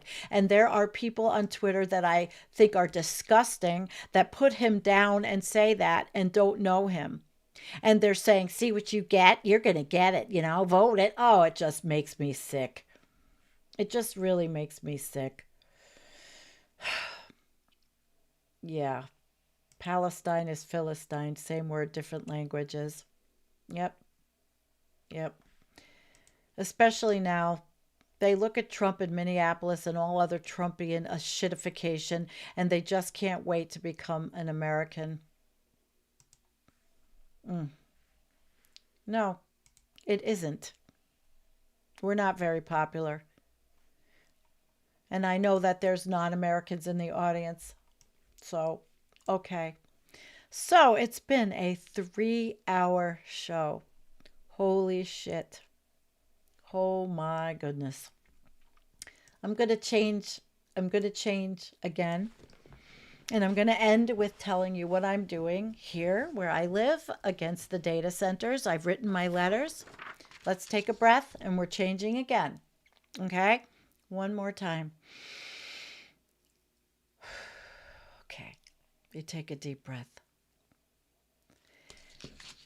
I have written letters to our county legislature, and when I go to the meeting, I'm going to read you what I'm going to read them. And do I have my glasses in here? No, I don't have my glasses in here, I don't think. These are not the ones. Wait, these are not. No, these are not reading glasses. These are just, I'm supposed to wear them when you look at the screen. Okay, data centers, the end. Hi, my name is Sandy Shellis. I'm a resident of New York, and I am submitting this statement for the public record regarding economic development priorities in my county. And let me tell you, it's taken me a month and a half to write all this. I urge the county to reject any proposal to site a large data center in our rural communities. These facilities impose permanent costs while delivering minimal local benefit. God damn, it's dark. I can't. Okay, hang on. Minimal local benefit. They consume extraordinary amounts of electricity and water. They will strain our rural power grid, require costly infrastructure upgrades, and often rely on diesel backup generation. In rural counties, these costs are frequently passed on to the taxpayers and the ratepayers and not absorbed by the corporation. So data centers also create very few permanent local jobs, and they typically require long-term tax abatements that reduce revenue for schools, emergency services, and infrastructure maintenance. Once built, they lock in the land use for decades, which is true, and permanently alter the rural character, like where I live, with little resource if the facility becomes obsolete or is abandoned. So, at the same time, I encourage the county to pursue development strategies that strengthen our existing agricultural base rather than replacing it. One such opportunity is industrial hemp cultivation paired with a small-scale local processing, which actually we do have a hemp farm, and I intend on visiting these people. Industrial hemp is well suited in rural New York. It's a low-input crop that improves soil health, reduces erosion, and keeps land in agricultural use. Local processing facilities can be modest in scale, compatible with our rural setting, and capable of creating durable local jobs in farming, processing, and manufacturing. Unlike extractive mega projects, hemp development does not overwhelm water supplies or electrical infrastructure and keeps economic value circulating locally. In short, my county should prioritize development that is locally rooted infrastructure appropriate and environmentally responsible. Large data centers, they fail that test. Agriculture agricultural and value-added rural industries such as industrial hemp meet it. Thank you for the opportunity to submit this statement for public record. Now, I've written the letters to the Economic Development Committee, and like I said, it's taken me a month and a half. I haven't written business letters in 10 years. And I pulled together a lot of stuff in my research, but not enough hemp research, really. I need more. But on the letter hack, he has interviewed many times the Virginia hemp. I'm not sure. I'll try to find the link to the Virginia hemp people. They are awesome. And that's really where I started getting the idea that data centers make me nauseous. I love where I live. I'm going to end with, well, I already showed you in the beginning my video, of what I see. I wrote on my Substack, I wrote about this. I wrote about keeping the natural environment as natural as we can. And of course, all these small places want to bring in industrial development, but we call ourselves the Western New York Wilds. And if we're the Western New York Wilds, data centers sure as shit don't work. And I started by writing to the guy that sells the most land, the realtor, big realtor who I bought my house from. He sells large tracts of land. I started with him. And I gauged his response to me, and I thought it was pretty good because I basically told him data centers will just destroy his real estate business, in my opinion. So, yeah. Wait, where is that? Absolutely. Oh, absolutely. I would love to.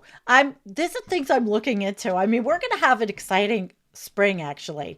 Debbie, my girlfriend, I did talk to a lot about this, the Master Gardener. I'm really going to do this. I really want to do this. We're going to do a playlist on the channel of the Anthropocene Gardener, but we're going to do it together. Debbie's amazing, and I'm going to go to her house, her garden, my garden, and hopefully I don't have the money for it. I don't want to use just my phone. I've wanted a GoPro for a long time. So we'll see if I can manage that, because right now I have taxes and expenses, and I still haven't even been able to get Storyblocks back as my subscription, so I can't use any of their videos on my live streams now, or they will ding me. But such as, so there's some plans, but yes, I want to go to that.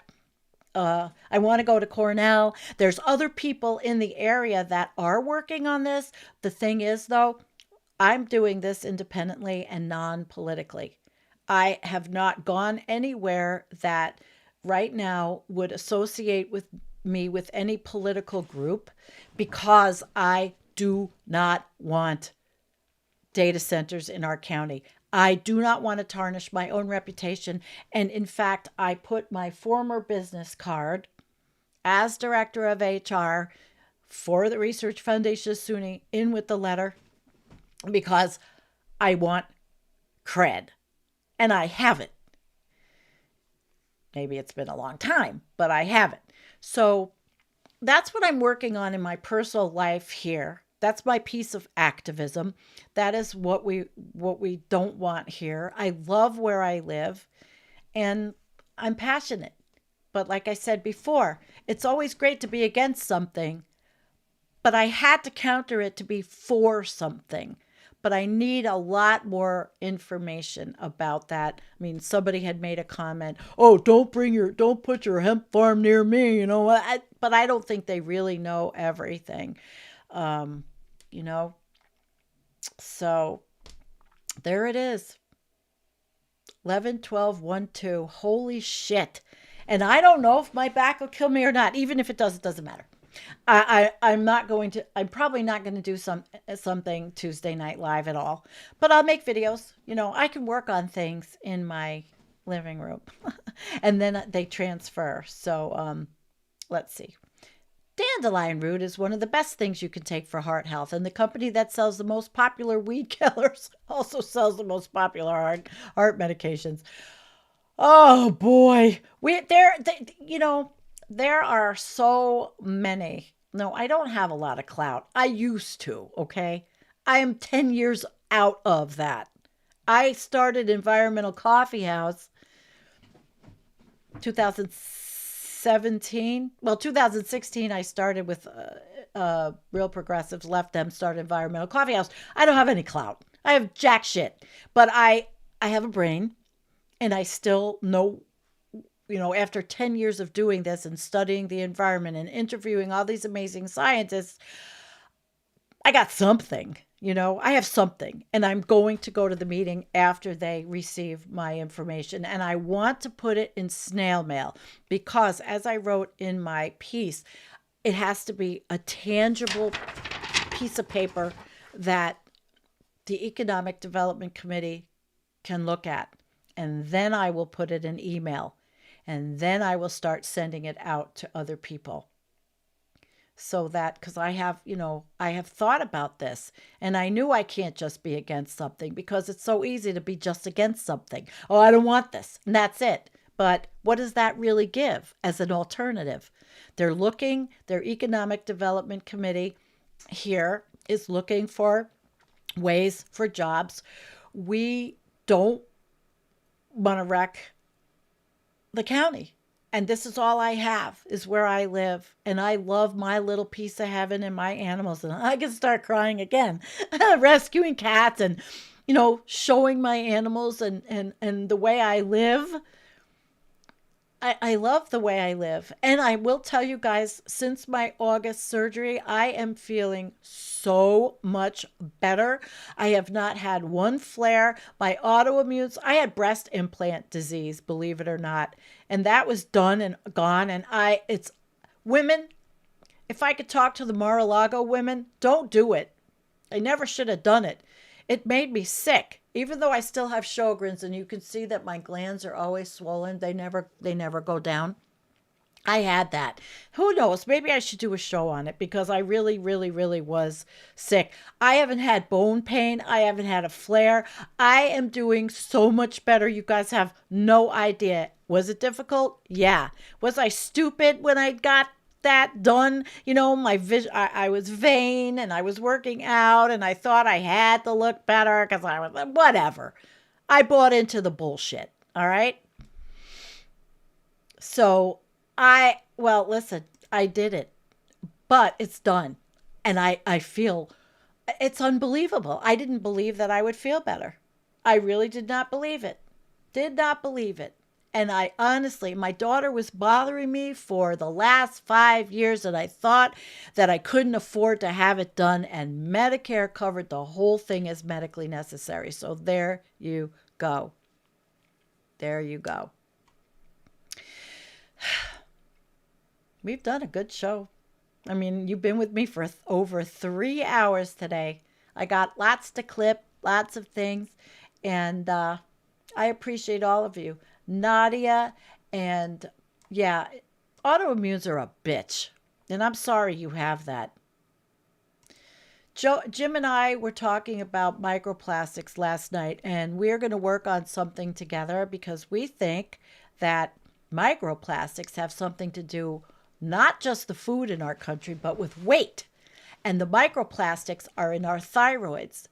And he's come up with this, and so I said last night, this was after the show, because of course after the show we sit and bullshit for a little while, for as long as I can, and we're going to look at microplastics with autoimmunes and that. But you see, breast implants, even though I had saline, so I was sold the lie, the shells were silicone, and that silicone was making me sick. And Sjogren's is not making me as sick as that was. So all right. Thank you. The names, please, thumbs up. Thumbs up. We have 78 people today between X and those of you on X. Thank you for coming. I know that X is definitely always trash. We don't like Elon Musk, but the thing is, if you stay in little pockets, we have to get information out to people. We really do. And I still have that blue check that I was that somebody bought me, so I'm using it. And I just need to learn how to multi-stream over to Substack, which is a little bit different than the other ways. So, yeah. So, somebody came in at the end, but it's okay. I'm going to make lots of clips, and then you don't have to sit through the whole 3 hours. Yep. Yes, thyroid microplastic will be a potent ill maker. Well, that's what we're thinking. You know, in his case, it's weight. My case, it's always weight. I've yo-yoed up and down whole fucking 6 decades of my life. And I'm on the upswing right now. It sucks. But, you know, the gardening season will come. We love you, Bela, and you know we're praying for you in our own way for all of the best health. Yes, unity. Yep, unity. Okay, we need a flush. We did not do an environmental coffee house flush of the day, which is pretty friggin' wild. And hey, you've been listening? Thank you. That's awesome. Hey, you know, you could listen, like I do on Saturdays with the Climate Crisis Club. I do all my housework. I just put it on, listen, and do all my housework. I've got 7 cats, litter boxes. I have a lot of work. You know, you'd think I would be this whatever, but I'm getting older, and you can tell that every goddamn month by the neck. It doesn't lie, but I am the elder. I embrace it. I am embracing it. I'm fucking alive. All right, what are we going to flush? What are we going to flush? Flush Border Patrol. Let's flush them. You know, it used to be Elon Musk, and now it's them. So we are going to flush them. Where the hell is my flush? Here we go. Bye-bye. Bye-bye. Okay. One more flush. Steph, we're going to, yeah, absolutely, because I bought into the bullshit. The unbeauty industry. The Mar-a-Lago babe look. Bye-bye. Right down the toilet. All right. There we go. All right, guys. I think that we did pretty good today. Thank you for coming. I am... Wow, what a marathon show. So don't expect to see me live on Tuesday. Don't expect it. I need a couple of days. I mean, my emotions have been up and down, but I am always here for you guys. We're here to support each other and love each other and everything possible in that arena, because all of you are wonderful. Thank you to the moderators. Bye.